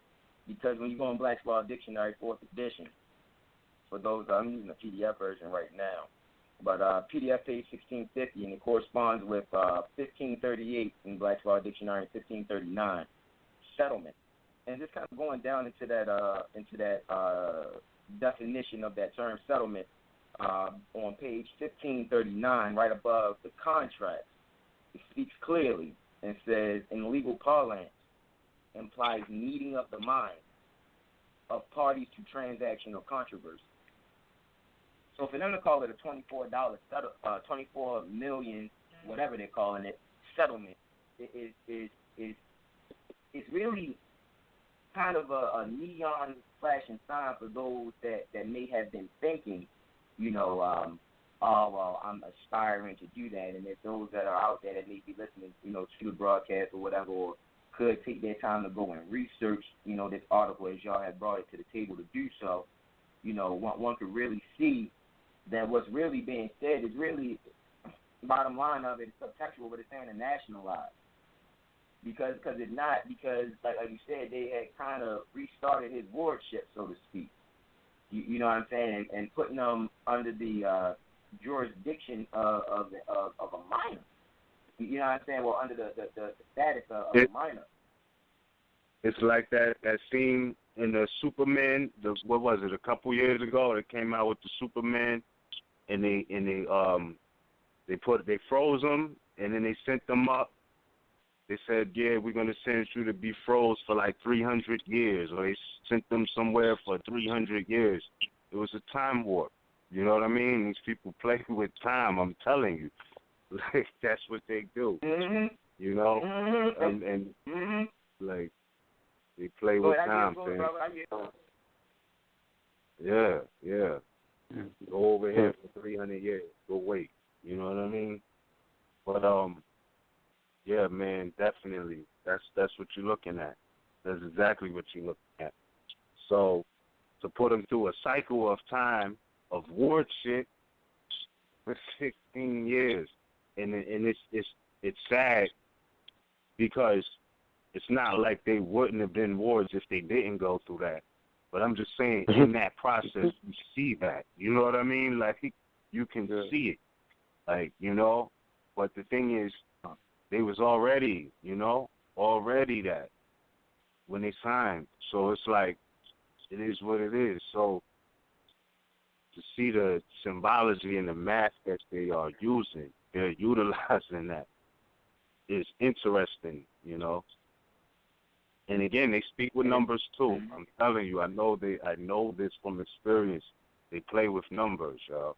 Not just the letters, not just the words, because we know they could reduce you down in writing to all caps, and we know the grammatical, errors in that or the misrepresentation in the all caps, as far as proper nouns and things like that. But they also got a slick way with the numbers too. And they play, Time is what they're doing. So again, it goes back to the concept of time. Like, what's your clock about? Like, you know what I mean? That's what it boils down to. Like, do you know what the clocks of destiny really are? Because that's the planetary body. Like, you know what I mean? Like, how's your timekeeping going? Because I know the sun is older than the Gregorian calendar. You know what I mean? The moon is older than the Gregorian calendar. And all the planets. This is how people tell time. They was telling time off of planets. Why? Because they knew how to plant. So this is obvious. They knew when to plant things, when things were going to harvest. And they didn't have a digital clock for that. So they were using the math, but on a whole nother level. And when I say they, I mean our ancestors, And again, going back to the Squantos of the world, you seen there had to be some that helped them along, showed them how to do it, and then, they flipped that. And now, today, they're still doing it. Like, and their connection is this. They like, look, y'all can hate dealing with the land and the crops of the land all you want. They got family, who's been on who are claiming to be proud farmers today based off the knowledge they got on how to work this land from our ancestors. Today, they're claiming to be proud farmers and have an industry on that. So, again, you got the Squantos if they proud of the farmers, world. they still owe us a tax then, not to cut your wisdom. Yeah, and they're looking at it like that, but then they're also looking at it like these people will never try to get back to the land. They so mentally detached. They think land. We think, working the land automatically. The concept is you had to be. It's a slavery thing. You know what I mean? And being as though that's the narrative that they put forth, and people have accepted that. Thus they wonder why these Europeans have all this land, and why they live in the quote-unquote suburbs, and we generally live in quote-unquote urban areas, as they call it today. That's the general promotion. But though no matter where you go on planet Earth, you're going to see Moors. Like, it's parts of the world, I said this before, I didn't even think we were there. You know what I mean? I was surprised to see one of us in certain parts. So, again, it showed me at that time, years ago, how small my thinking was. Because I'm like, I didn't think we was out here. But I should have known we've been everywhere first anyway. So, knowledge itself has a lot to do with your concept of how you see things. But again, those secret services are likened to squantos. But their thing was they were begging for promotion. They Squanto didn't want to just become the translator no more. He wanted to be a captain.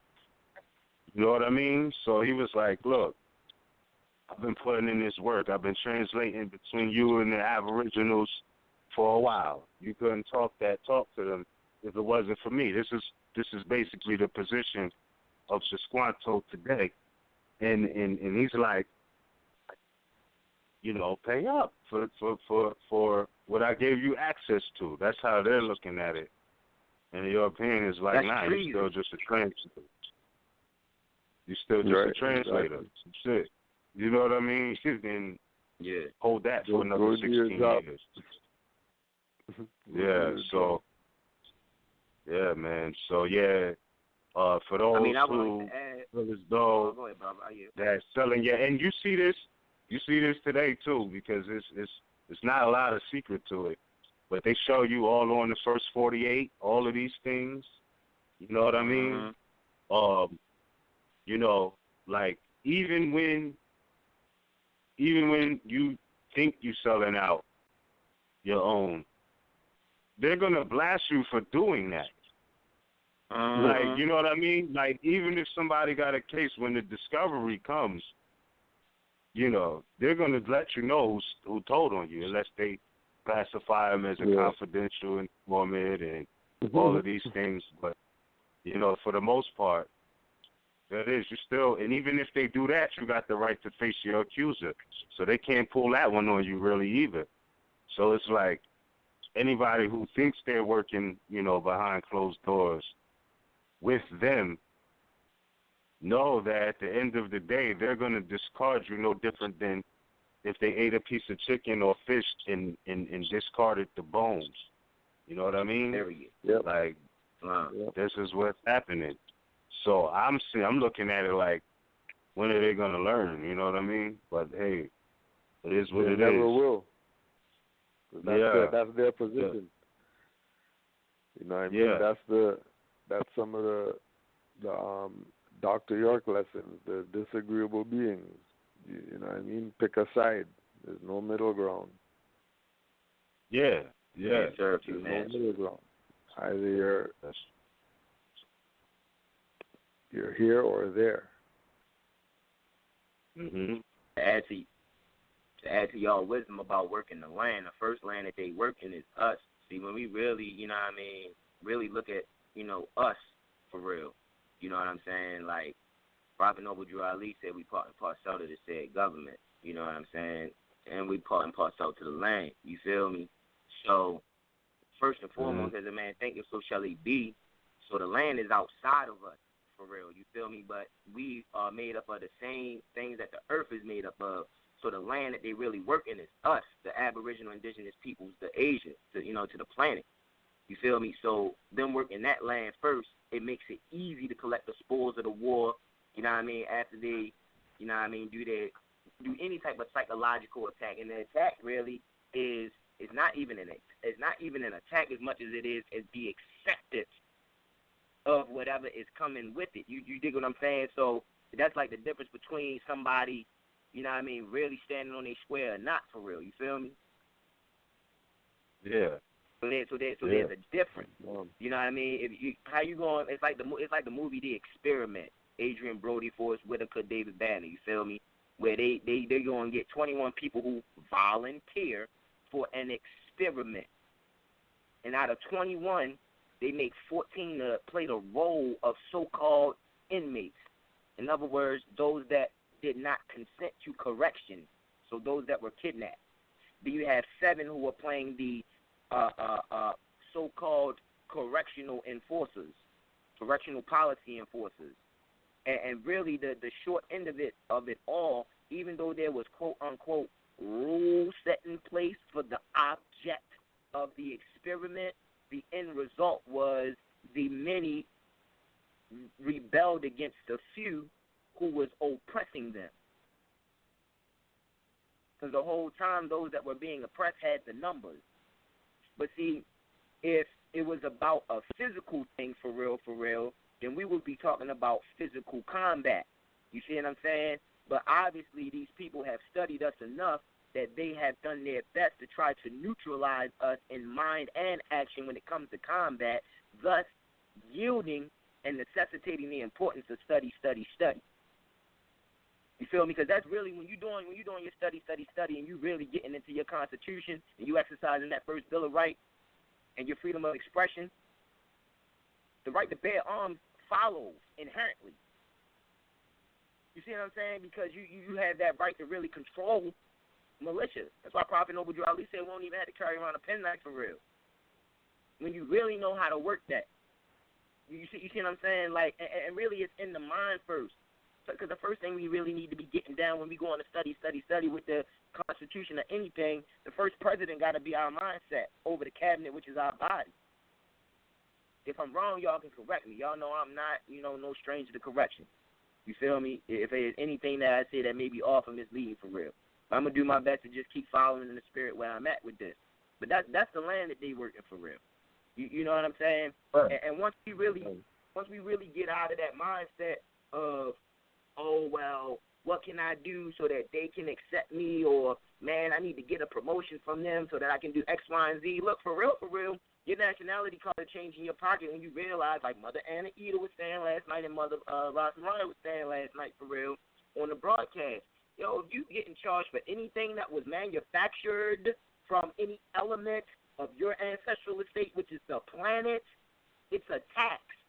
So technically, we should be able to really, like, the your Lodio American nationality card, in my mind, let me just say this, in my mind, is higher than a quote-unquote black card or your American Express, because we're the heirs of the land. You paying for something that come from your land for real is like me charging you to masturbate. If you really think about it. Yo. Like, it might be dangerous, bro. It might be dangerous. Not to be disrespectful, but I'm trying to say, like, they charging you for a pleasure that's already yours. When we allow them to be here. Yeah, true indeed. So, yeah, man. Indeed. That being said, thanks for calling in. Yeah, man, but think about it like this. We got to get into the next caller, right? But, it's like everything is surface and substance. So, like, the earth has a surface, but it also has substance, meaning that there's a lot of material deep in the bowels of the earth, and these things have been found, meaning that, there were people who worked in the earth, no different than you have your body, right? And then inside your body, there's a whole bunch of organs that make it function. So the body is like the surface. And on the surface, you got your skin, hair, all of these things. I'm looking at it like, well, we just live on the surface of the earth. There's so much internally going on this planet that we're on, like inside of it. Who knows, because The water is basically like the bloodstream of the earth, like it is for our bodies, like blood is to our bodies, water is to the earth, if you will. So even when you go deep enough in solid earth, you get to the bloodstream, which is the water. That's the currency, you know what I mean? That's the electricity, the life force. Just like blood is to us and exists in us. So that being said, man, you know, it's all about substance. So we're gonna go to the next caller. 803 Islam, bro. You want to say something? Islam, nope. You want to add on before we take the next call? No, go ahead, Moor. You sure, bro? I don't want to cut your wisdom. If you want to drop something, No, I'm please do. straight. Yeah, no, for All sure, right. I'm straight. All right, true indeed. True indeed. So we're going to go to the next caller, 803-305. You live on the air. Are you with this, fam? I'm with you. How you doing, my brother? All is well. How about yourself? All right. Can y'all hear me pretty good? Yeah, we're hearing you, Moor. All right. With Islam and everybody that's listening, I don't want to, I am a Bey. I don't want to say my whole appellation over the phone because, you know, I want to talk about some things. And a lot of times we reveal a lot of stuff, you know. So I just want to say that I listened to the whole show.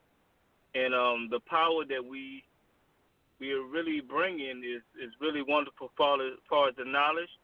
And whenever you're dealing in governmental principles, you have what you call hitters, and you have people, teachers, and you have every set of government. So a lot of times we shouldn't give everything, you know, out in the open over the air. So what I have to give is basically time for play is basically over now. We've been playing long enough. Everybody's been prepping long enough. It's been a lot of talks in the political area as far as what's going on.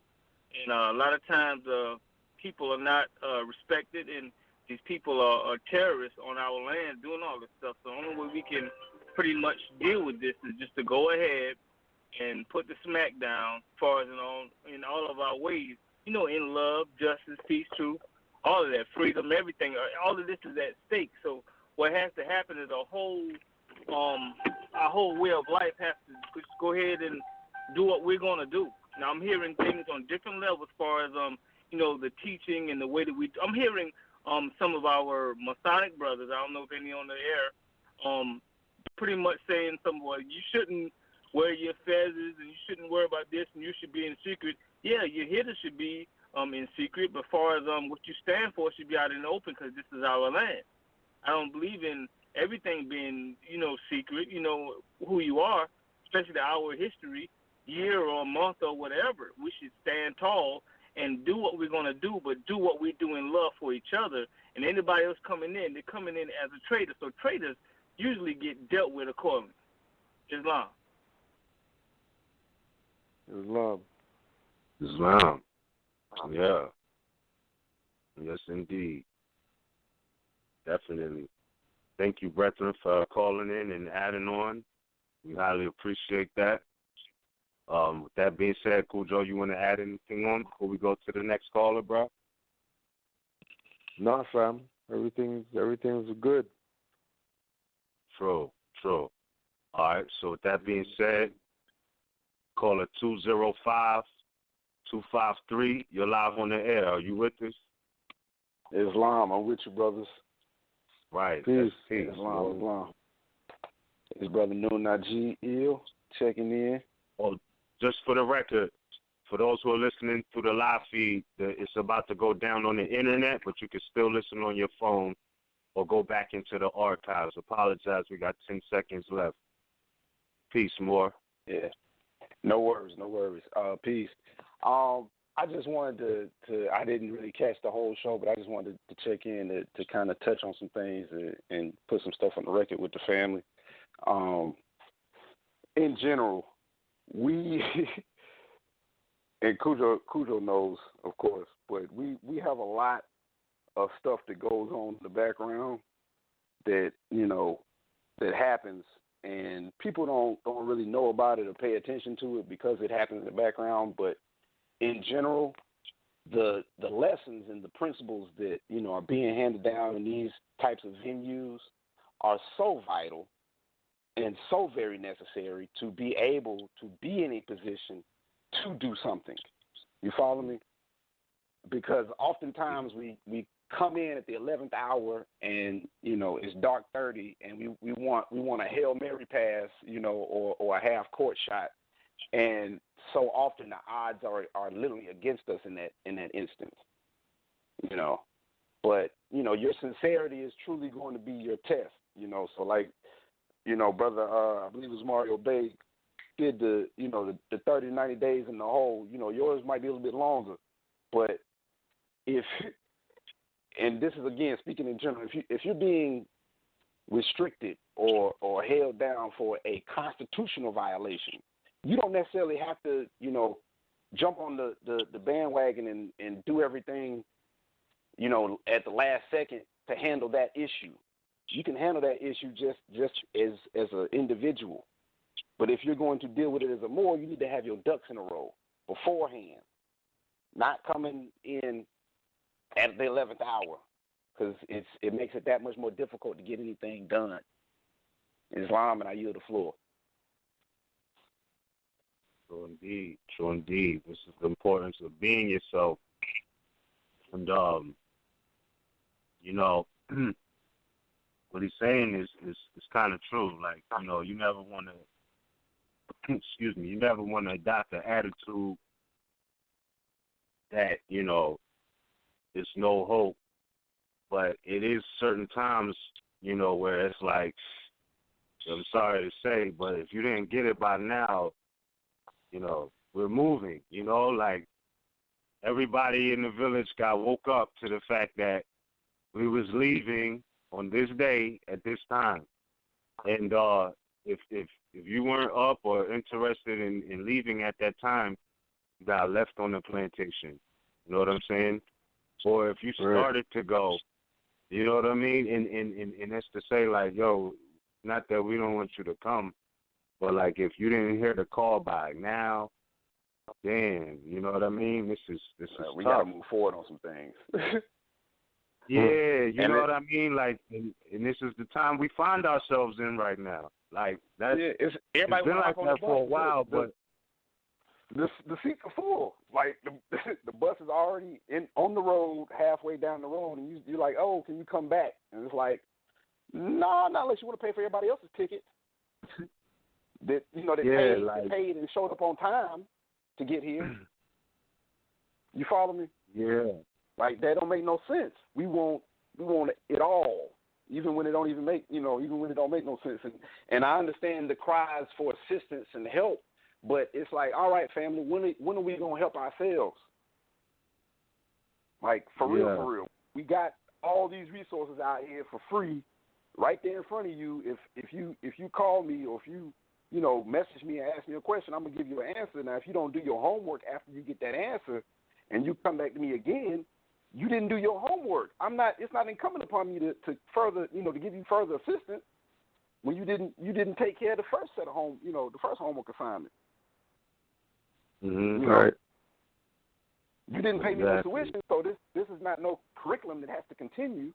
There is no final. You just keep on living life in ignorance at that point, by choice now, because you have been warned and you are aware of what's going on, but you're refusing to take what you see as reality and what's been scaring you this whole time, because you are dealing with the Klan, you are dealing with colonial operations.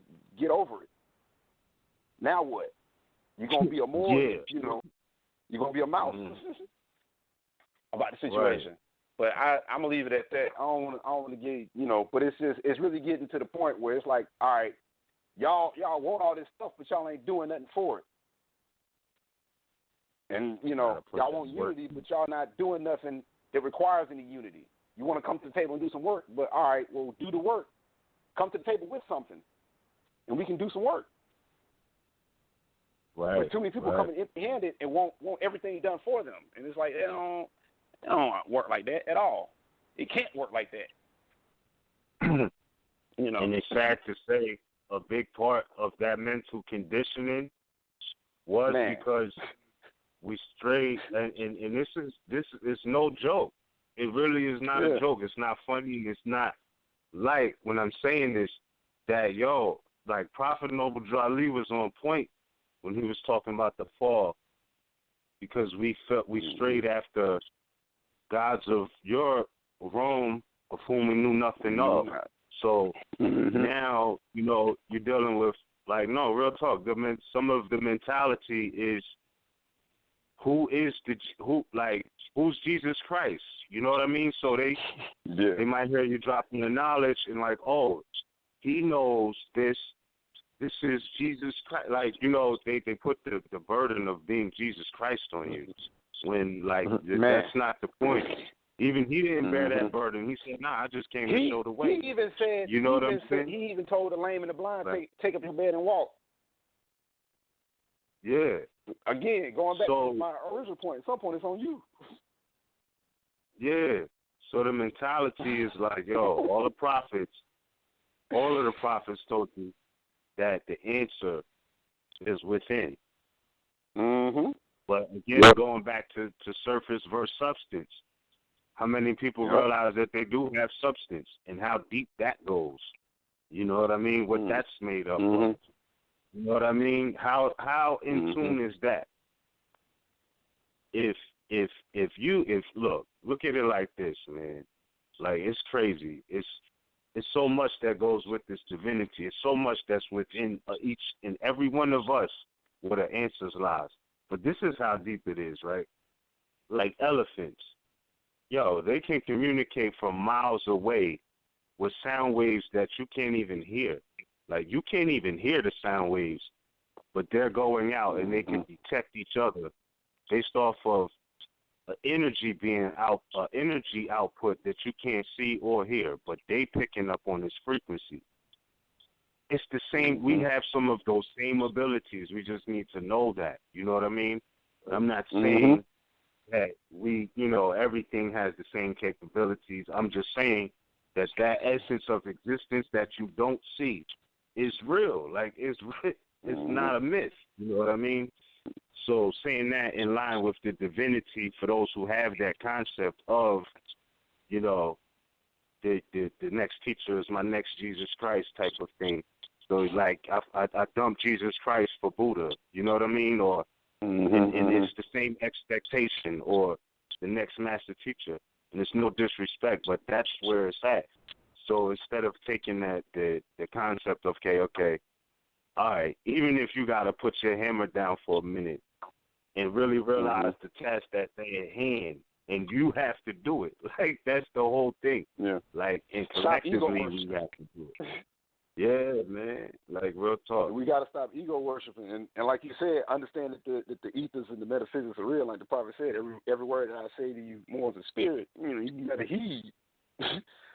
Better heed those words. And it's like those prophecies, because it's all divine revelation in the sense that it's a lesson or a key to be understood and unlocked. For our time and our livelihood right now. But, though from a historical standpoint, and, shouts out to you, Brother Cujo, for your work, a lot of these have already been proven and come to pass. So if he's put it out there in the ethers and we know that certain stuff is coming to pass, and just kind of getting back to the substance and surface, if we already know that on the surface, a lot of this stuff is already going on, imagine, what happened if you get to the substance of it and really study what he was giving you. And get that inside of you and really, dwell on that, because in my esoteric and metaphysical, studies, one of the biggest symbols is the sun and how that's often depicted as a circle with a dot in the middle. If you become that dot, then, control yourself and then you can control the universe. But it starts within, like you were saying. Islam, I yield the floor. Y'all can move on to the next call. I just want to drop some jewels.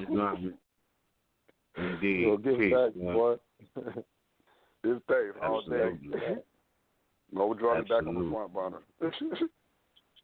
For real. But I just really want I just really wanted the young Moors and the other Moors to really get out of this persona worshiping and, you know, thinking that there's a perfect answer for everything. Like, most of this stuff is going to come from your experience because we're living in a new paradigm. We're living in a new dimension, you know, and it is dictated by our thoughts and our actions, just keeping it 100. But you gotta be focused in those thoughts and those actions for it to manifest. That's why you got to be, you know, show some consistency. And another point I wanted to drop, because y'all was talking about the you know, the sun and the moon and the planets and everything, and something else in my studies. When you just look at, when you get into what Ms. was saying about the times of the season, the plant and everything, look at what types of crops are supposed to be grown around the different seasons, and when the planet, you know, what planets and what influences are going on, and look at those correspondences, and then look at those same correspondences within the human body, you know, and check out, you know, RVBey for the cell salts book, but like really look at that and look at those correspondences and use that to your benefit, and you will never starve if you follow me. You know what I mean? You will never starve, and that's just one thing that you ain't got to worry about no more if you just apply the science, you know, properly. But again, like the prophet been saying, they're living off our virtues. When we gonna start taking up the reins on our own virtues? Islam. Peace. Peace more, indeed. Indeed. So with that being said, thanks for your call-in and your add-on. We're going to move to the next caller. All right. Caller 314-456. You're live on the air. You with us, man? Hey, peace and love, family. Peace and love. Peace and love, man. Peace and love. Man, just to camelback on the last caller. You made a great point. I remember almost a year ago, almost to the date, I remember I called into my first Sons of Allah show, and I remember I had a question about, you know, how does one, you know, declare their nationality? And I remember you, Miz, you basically telling me if I was asking that question, I needed to go and study. And I just see a lot of people today, like he was saying, a lot of people want you to do the work for them instead of them actually putting the work in themselves. And I remember the first time that I reached out to, you know, Cujo, and I still got the message in my phone, and I keep, you know, just a reminder to myself of just the work that you actually have to do yourself. I asked him, you know, about nationality, and, you know what I'm saying, he basically just kept it real with me. Like, first of all, this is not nothing I play about, and secondly, this is something that you got to study and find out on your own. And I just say that to say for the people that may be listening or who may, you know, listen to this show later in the archives, at the end of the day, you got to be willing to put the work in yourself. You know what I'm saying? Nobody's going to give it to you. Nobody's going to hand it to you on the silver platter. If this is something that you're serious about, you have to put the work in yourself. You know, that's why I give all thanks to RVBeypublications.com and brothers like yourselves who make yourselves accessible and available, you know, so that people can have questions, but at the same time, you hold people accountable. Like, I didn't take the approach of being upset or being in my feelings because I asked a question and y'all didn't give me the answer that I wanted. I had to go do my due diligence and actually go take my time and not be in a rush and study. And that's exactly what I did. That's exactly what I continue to do. So for those who have questions about, you know, nationality or have questions about, well, what does it mean? Hold on. Huh? It should be upstairs. Those who have questions about, you know, anything dealing with nationality and birthright, my only advice to you is to take your time and study and not be in a rush because you see other people out here demonstrating and doing things that you think you can just get some microwave results from, because it's not about that. It's not about being in a rush and trying to imitate what you see somebody else do. You have to move at your own pace, and you have to be able to, you know, do your due diligence and put the time in. So I just say that to say I appreciate you guys. I appreciate the work that you guys have put in, the platform that you have created for us as a family, and just, you know, sharpening ourselves so that we can continue to be that beacon of light for others to be able to see. So, like I said, man, I just appreciate you guys. So I just wanted to add that.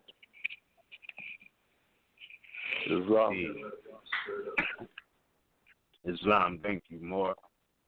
Indeed. Well said, man. Well said. So, thank you again. Cujo, you want to add anything on before we move on? Yo, just the, sticking to the point of studying.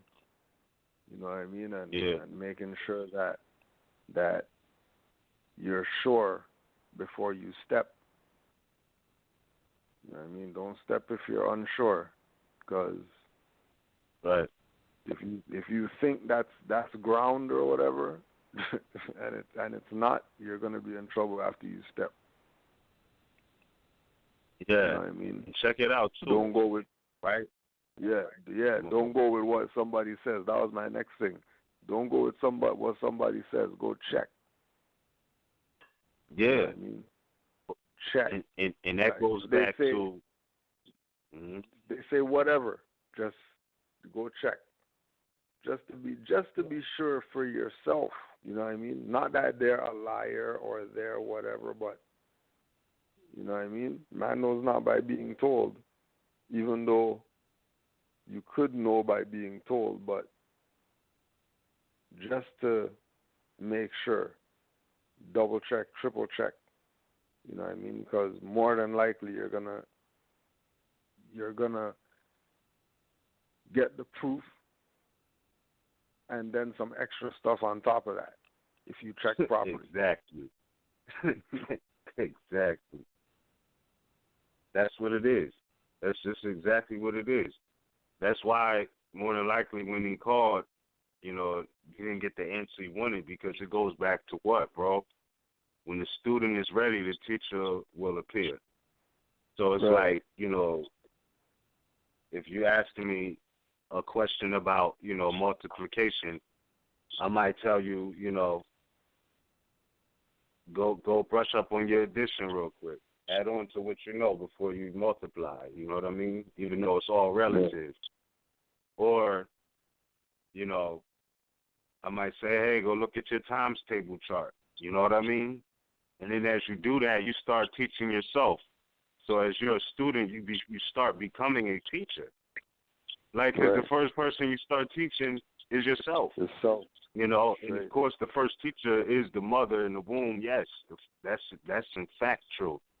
I'm saying when you depart and you start being competent and taking things in, as you're learning, you become the teacher. That's why the teacher only appears when the student is actually ready. Like, if the student, because it's like somebody could say, I want to take a college course and all of this. And, I want to do a course in, chemistry, or, even if it's just something simple as, a cooking class or chef course or whatever it is. Like, all right, so there's aspirations to learn. But still, the teacher is not going to be there until the student is ready. Like, meaning you have to go sign up. You know what I mean? You have to study. And as you start studying, your teacher's in. And then you project out what you took in, just like your food. And so, so basically that's what it was. The best answer you could give people sometimes is to go check the reference point for themselves, and it works out if they go check it for themselves. But without taking that step, the student can't be ready. Therefore, you won't be taught. That's just it. Because the student is not ready to learn. So there's no teacher. Right? You feel what I'm saying? So, that being said, we're going to move on to the next caller, and highly appreciate everybody who's tuned in, called in, etc. so far. And I trust, all right, caller 352-509. You're live on the air. Are you with us, fam? Absolutely, fam. From day one, you already know. Oh, this is brother Don my hill. Without a doubt, without a contradiction. Hey, I've been riding from day one, and I'm going to ride till the wheels fall off, and when they fall off, I'm going to slap another set on and roll on. You hear me? The circle is unbroken. That's just real, you know. But, and I got to keep tapping in on, because y'all brothers put it down faithfully. So, again, I would be remiss if I did not extend the proper energy to the universe of gratitude, because truly everything from this point forward is based on principle. And if you're not on principle, if you're not on point, guaranteed the universe coming to see about you, and it ain't pretty, guaranteed. So, Grand Sheik Cujo, thank you for putting it down in the music, old school, casting the spells, freeing the mind. But like you say, brother, the problem is we started thinking like the colonists. The prophet came to remove us from this state of mental slavery. All is mine. And since all is mine and the business of man is reflection, the greatest activity is mental activity, study. You know, a lot of times we hear that word activity and we think we got to get up and go do something. You know, I got to go harass somebody or torment somebody. But trust and believe, you keep poking a stick into a wall's nest, you're going to get a reaction, and it might not be what you're waiting on. But we got to step up on our studies because it is mental. We have been miseducated, and start there. The fact that we have been miseducated should be enough to get most of us to slow down, sit down, settle down, and then buckle down and get in them books and do what we need to do, for real, for real. You know, I mean, study, study, study. And like the prophet say, when you think that you have studied well and you want to ask what to study next, study yourself. You will be amazed, I guarantee you. And I call in a lot of times, you know, because the spirit, you know, my energy is fire, so I can't get away from that. It's who I am. But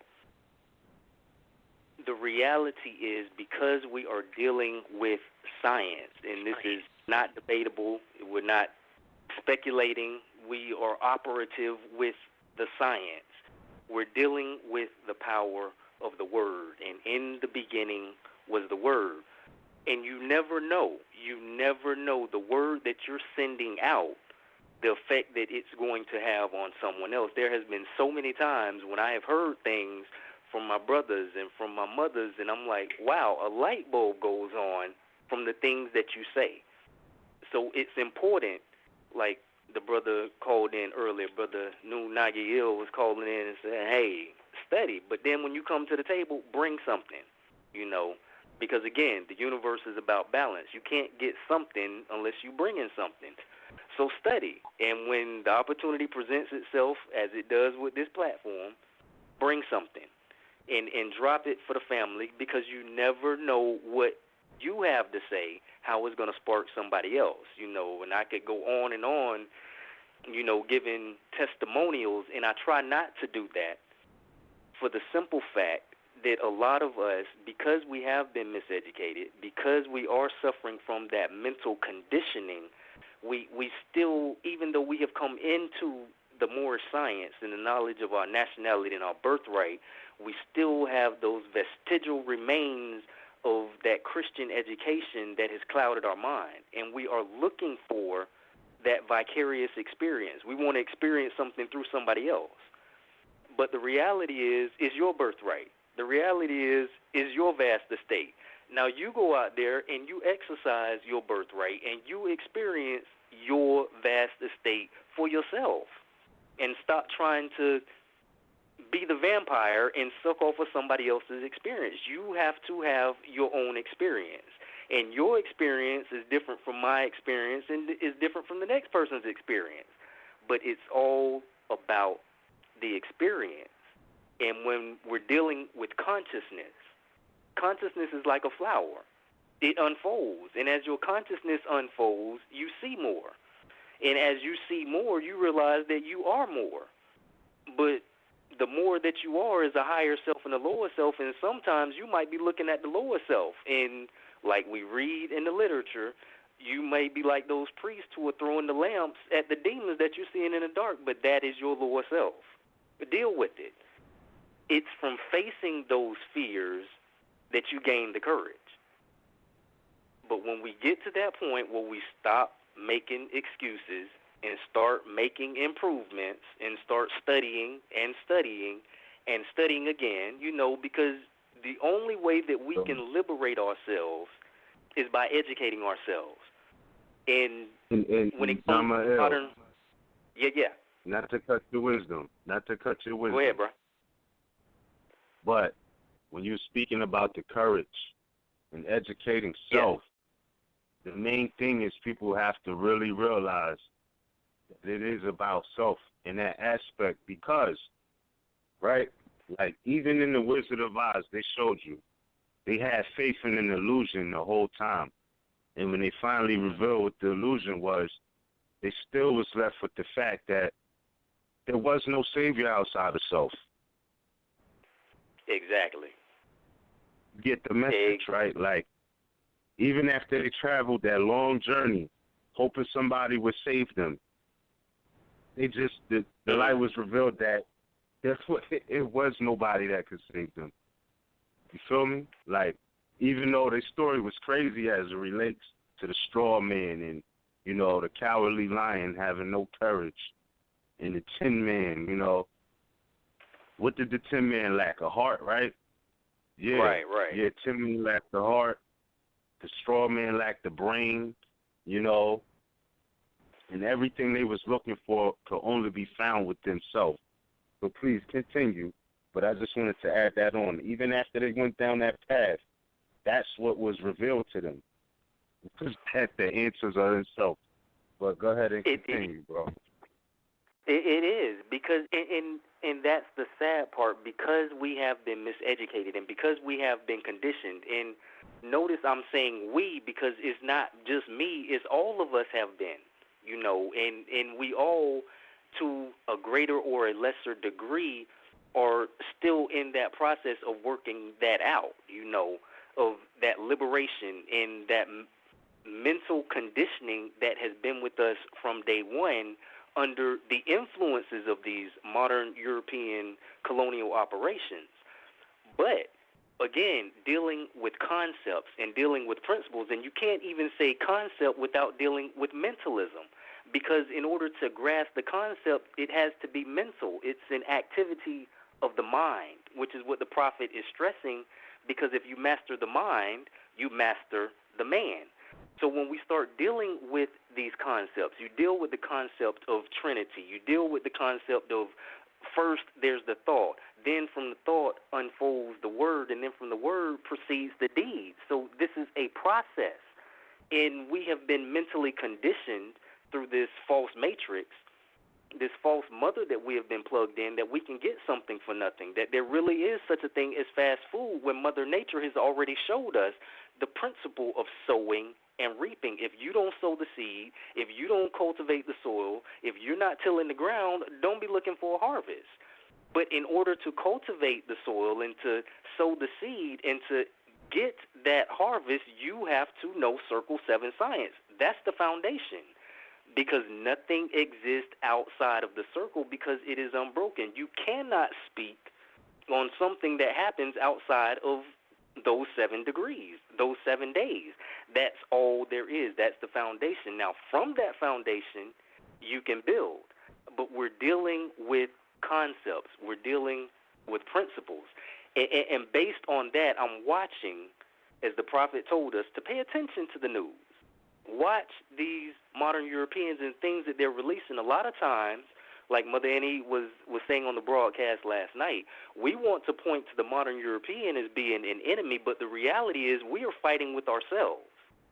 And if we ourselves would unify within ourselves, just individually, and stop being so conflicted within ourselves, we would come to realize that which we seek, we will find, because, again, we're dealing with the principle. But if we don't seek to study ourselves, we won't know ourselves, we won't see who we really are and what we're really capable of doing and working with the tools that the ancestors have already left for us.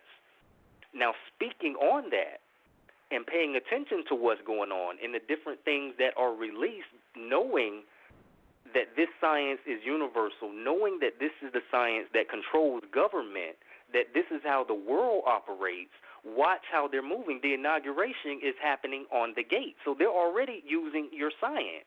Now, if you want to abandon your science, if you want to abandon your birthright, that's your right to do so.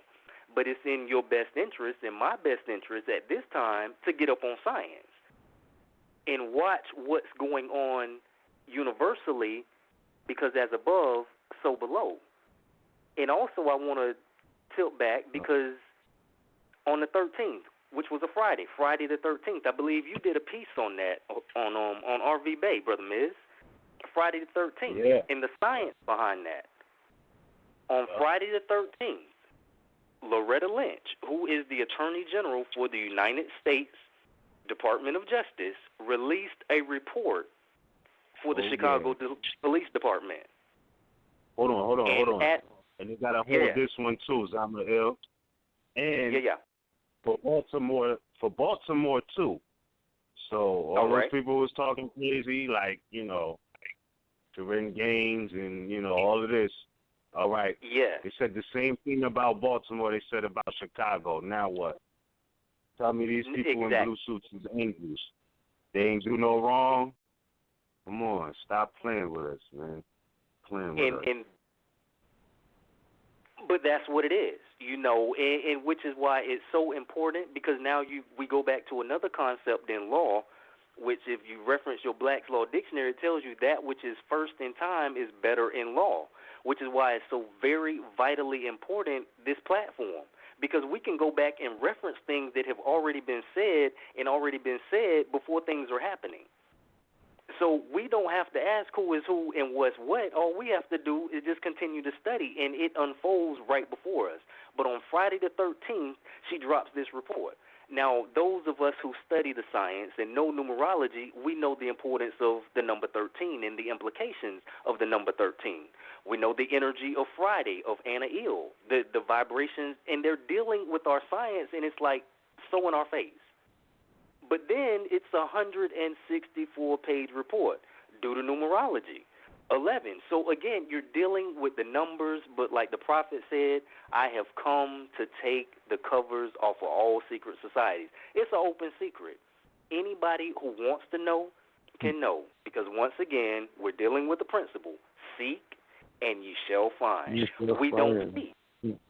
We don't seek and we don't find, and then we get mad and want to blame somebody else outside of ourselves, when the reality is it all begins and ends with self, because there is nothing more than yourself, myself, and ourself, and all life is connected, period, point blank, in the discussion, but I do get it. I heard the brother when he called in, and I feel him. It's on the website. The boat has already left the dock, and some of us, we doggy paddling trying to catch up. But hey, do what you do, and do it like the brother say, with sincerity, because you can't fool the universe. You can fool some of the people, some of the time, but you can never fool the universe, because the universe is over all and sees all. So when we as a people individually stop playing, we will stop being played. But we continue to play, and we continue to get played, and then we want to cry about it. But as he said earlier, with the teachings of the Mashiach, even in those stories when people were being healed, ultimately he would continue to come back to them and say, your faith has made you whole. Not what I did to you. I didn't do anything. I'm just a conduit. It's your faith that made you whole, which is why you have to study, because you have to know. And like Cujo said earlier, and so many people have said before, man knows not by being told. Even if I could tell you, you still wouldn't get it. You have to know, and the only way you're going to know is if you seek. So family that's listening, seek is out there, and it's not hard to find. But if you seek, I guarantee, double money back guarantee, you're going to find it, because it's there. And that's real. Islam. Islam, fam. Thank you for calling in, adding on. We highly appreciate that, as usual. Thanks for everybody who tuned in, turned on, and called in, and shared thoughts and put energy out there. Just want to say, the brother Zamael is our last caller, and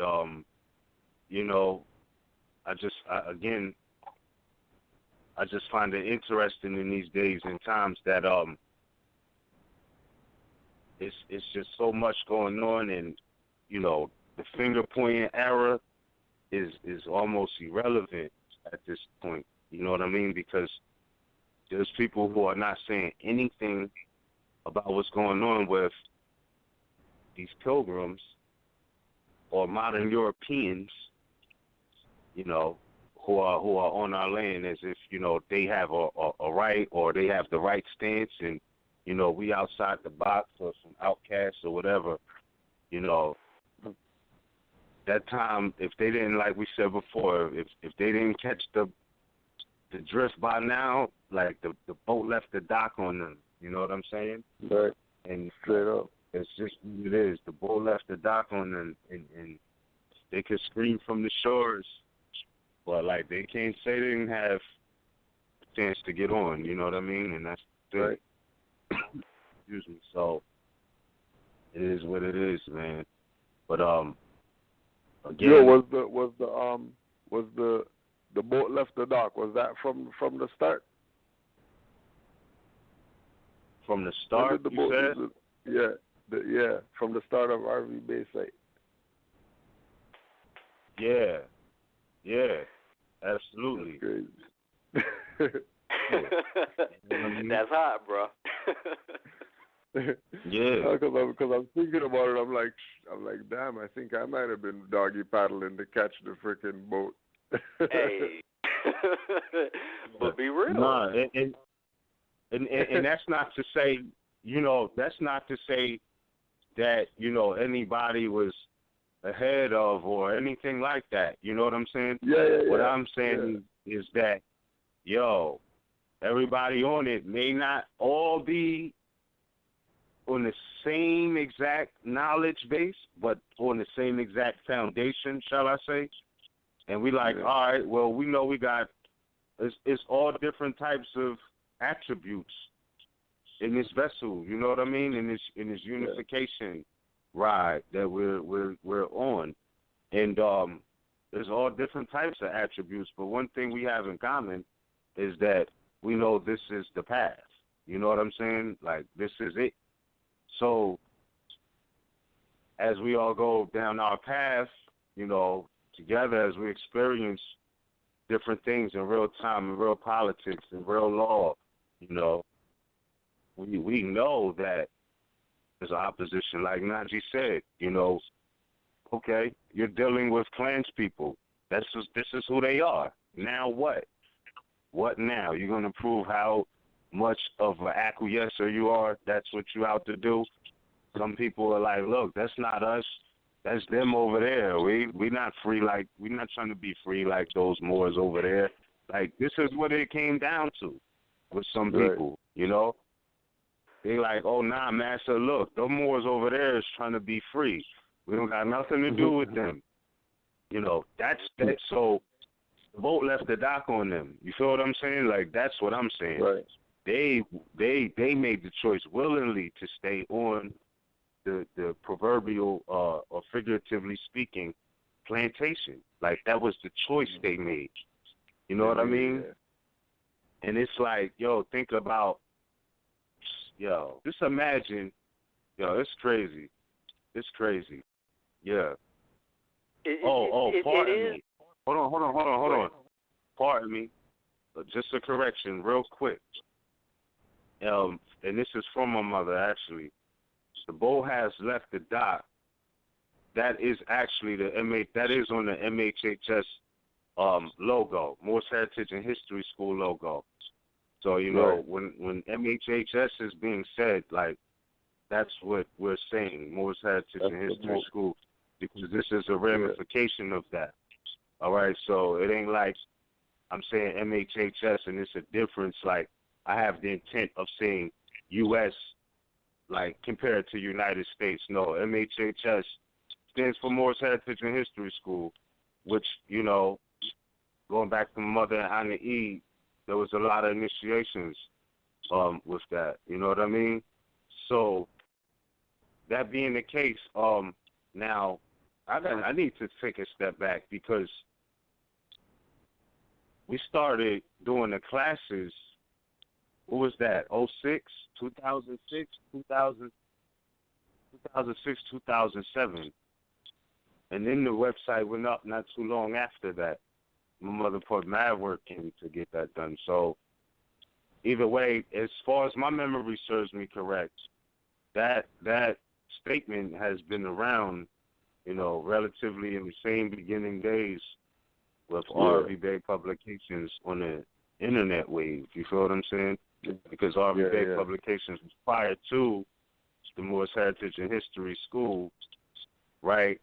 But when the website went up, all of that was being acknowledged because you got to remember, what was it? YouTube and the internet didn't really like explode until like the mid era of the first decade.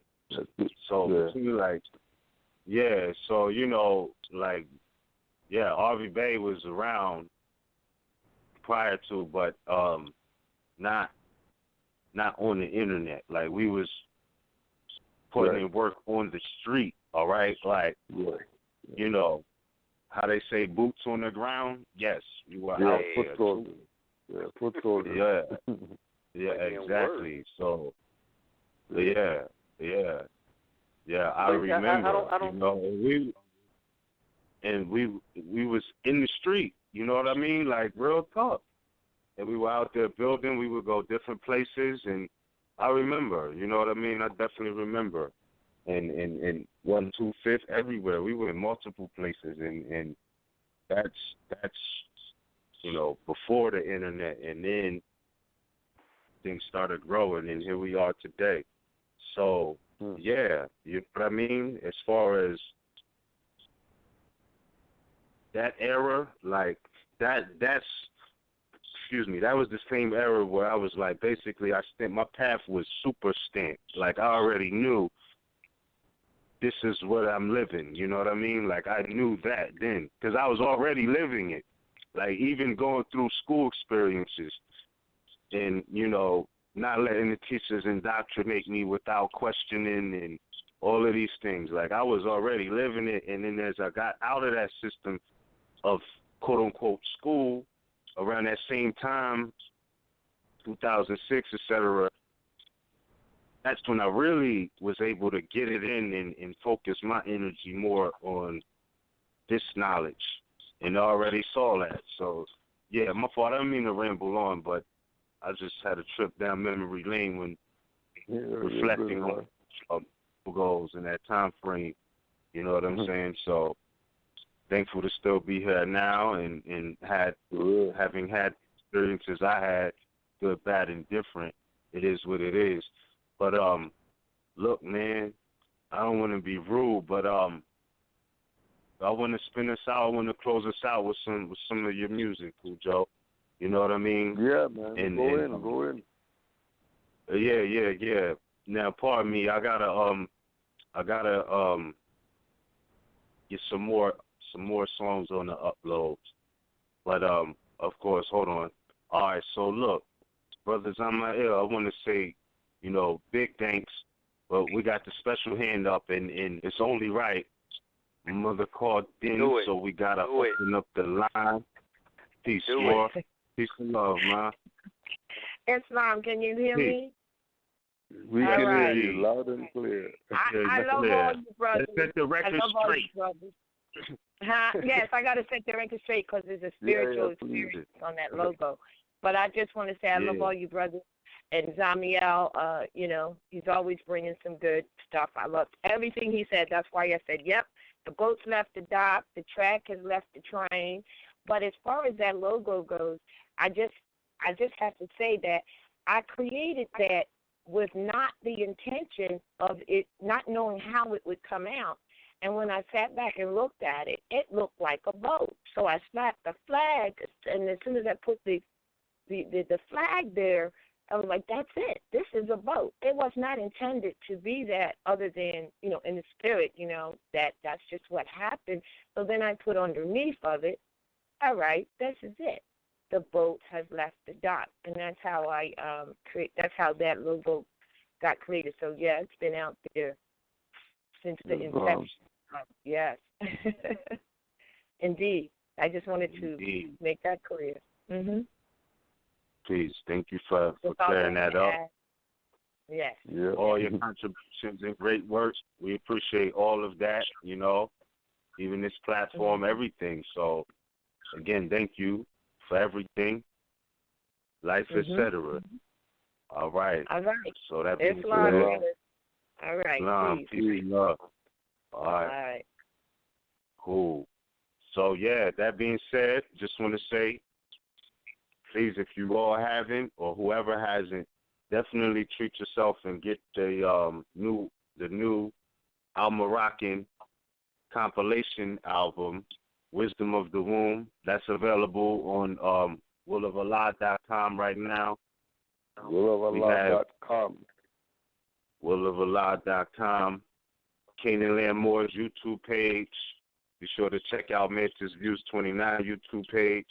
RVBey Publications, all other active Moors, you know, everybody. I'm sorry, I apologize, fam. We kind of deep. I can't list everybody right now, but you know what I mean? All of those active Moors and stations and channels and frequencies that are out there.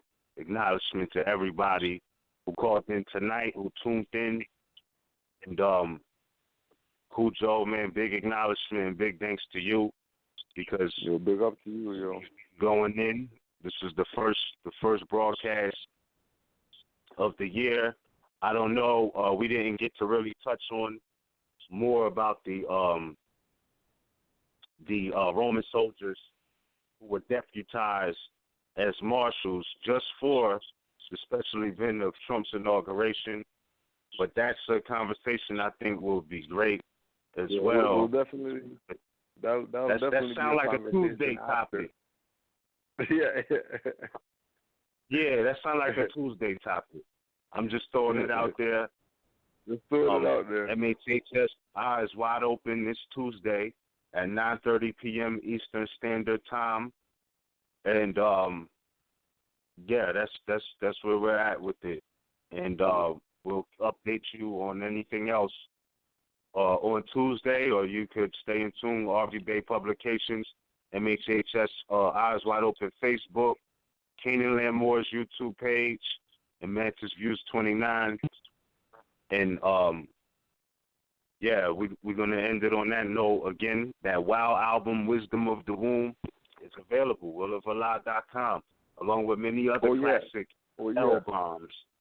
Yeah. And don't forget, February 4th at the House of Consciousness in near Norfolk, VA.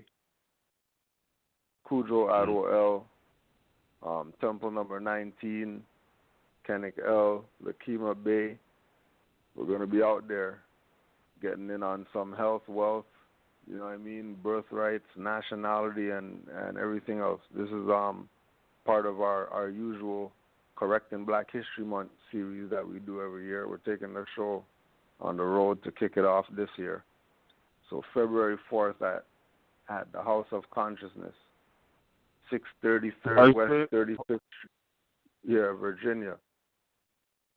All right, so just for the record, is this like House of Consciousness, Sinetta House of Consciousness? Is what I'm hearing? No, like this is just a place called House of Consciousness in Virginia. Got you. All right. No, just for the record. Yeah. We like, oh. Yeah, just for the record. Right. Just for the record. Yeah. No doubt. All right, bet. So it's 1 p.m. Cool. 1 p.m. to 6 p.m. 1 p.m. to 6 p.m. February 4th. Islam to all the boys. Islam to RVBey Publications once again for all the work that they do, and MHHS for allowing the sons to have a platform, you know what I mean, to put some info out. Islam. Islam. And that being said, man, thanks again. I'm gonna go ahead and just take us out with some of your tracks. And thanks again for everybody tuning in, listening, and I had to know him, Brother Cujo, for doing what you're doing. Thanks to all the callers. Yeah, thanks to all the callers, all the listeners, and all the Moors worldwide. Straight. Yes, indeed. Yo, I just gotta take it back on this one. I love this track right here. So peace and love, Moorish. Great night, better tomorrow. Peace and love. One. Peace and love. Yeah. Operation Rapper in position. We still here. Operation Rapper in position. All the gods and goddesses. Iron sheet, hip hop lives, yo. The deaf won't hear and the blind won't see the hidden message in the words of Drew Ali. NS indirectly, Boo Ali, one of the names of the prophets internationally. Drew said Moors proclaiming nationality, cause they're not Ethiopian or NBC. So he founded America's MSC in 28. Me saying that they will cause debates. So needed to clear up the mess, but most debate so they can big up their chest to prove what they know and what they can do. Recreating the wheel that was created by Drew. When you know the truth, many debate, but few humble themselves and suppress the jungle himself. Do them, I just do me, keeping my gold while they trade in their jewelry. Tied to Rick and nature base schooled me. You fool me in your dreams, dirty more think they could mule me truly. Who's the real Drew? Me and we. I've seen more, their religion is my mental degree, and where everybody's supposed to be. If not, I guess that's not where you're supposed to be. Hopefully, Drew Ali will be seen openly and realize NBC is something you can be. The deaf won't hear, the blind won't see the hidden message in the words of Drew Ali. The deaf won't hear, the blind won't see the hidden message in the words of Drew Ali. The deaf won't hear, the blind won't see the hidden message in the words of Drew Ali. The deaf won't hear, the blind won't see the hidden message in the words of Drew Ali. It seems unconscious Moors love the semblance of identity and having no remembrance of the Moorish past, no resemblance of the ancestral land inheritance. Love being the children, not the parents. To do any activity asking for clearance. Their minds like crystal, nothing but clearance. Everyone can progress in their land, the heirs can't. It's their status. Stop blaming racists who bleed just like you. If you shank their faces, you more true hair in pyramid spaceships, and they use that as an emblem on their aprons. And can't be free if not Moorish Masons. Black or more Europeans are not Caucasians. Coming to the new world to civilize pagans. With boats and harbors from mosques on hills, we sending an agent.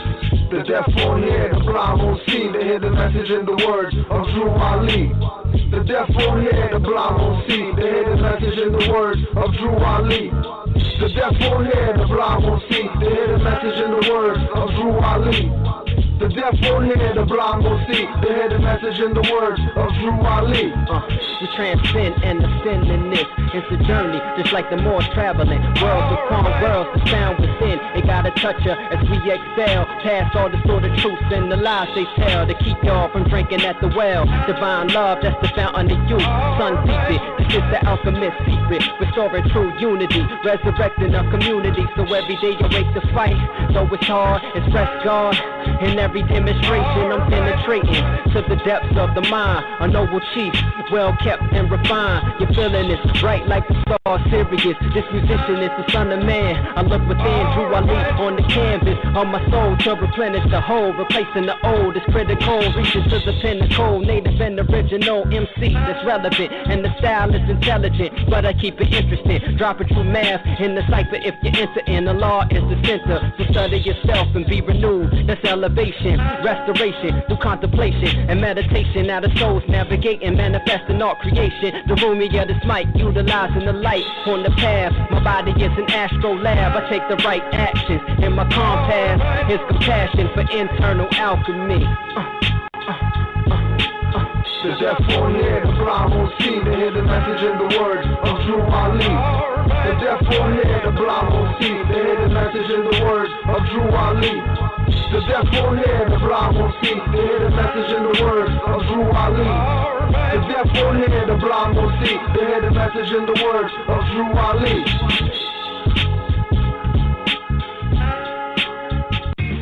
So I want to get you in. What? What? I'm rocking. Who says we ain't in the building? Who says we ain't in the building?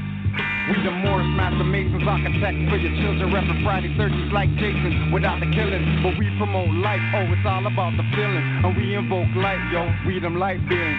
So you might see him on the block getting his posture. Might be talking to cops, giving them caution. Occasionally wearing his fez when he's walking. See the turning heads, whispering gawking.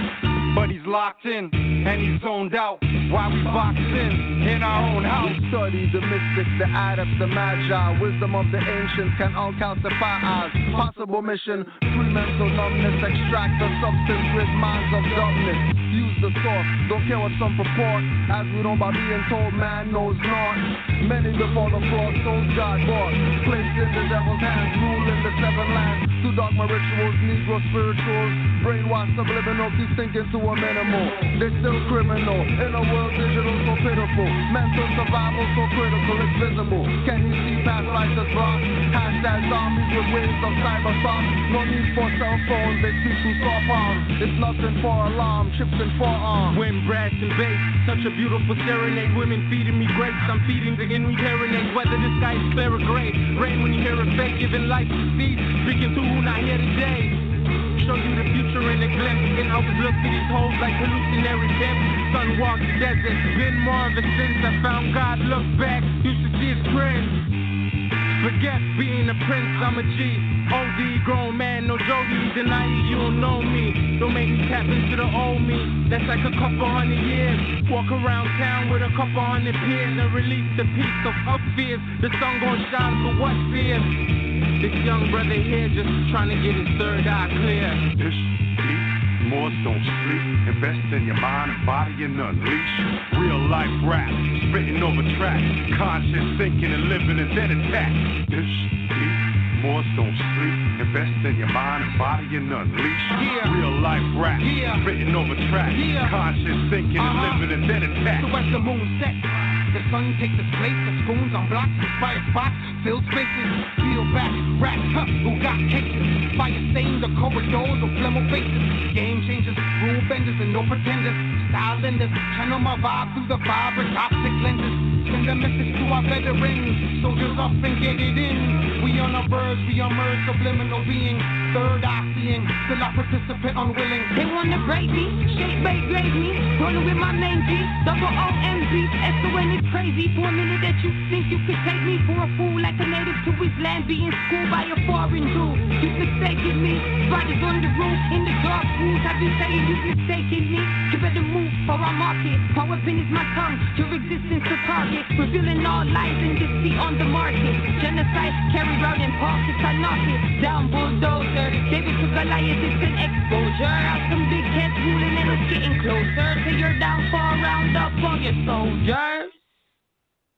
Little homie, I was seeking a fortune, tired of misfortune. I just wanted a portion, everything that I never had, though I needed my portion. Blowing like porcelain, haters fragile as porcelain. Getting broke, tired of being broke. How we acquire hope is the DJ killing some dope, just to keep us afloat. Mind as deep as the boat, rain is a lethal weapon. We one need to elope. When I speak, I provoke.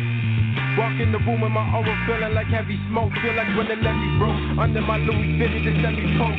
Cause dirty cops to kill your boy, yeah, it's a joke. The cost of living, higher profits in private prison. These little girls are selling bodies just to pay tuition. These little niggas selling niggas just for bail position. It's like the slavery never ended, we're the end of mission. I wanna free the world, but I'm one man. A couple ones like me and make one plan.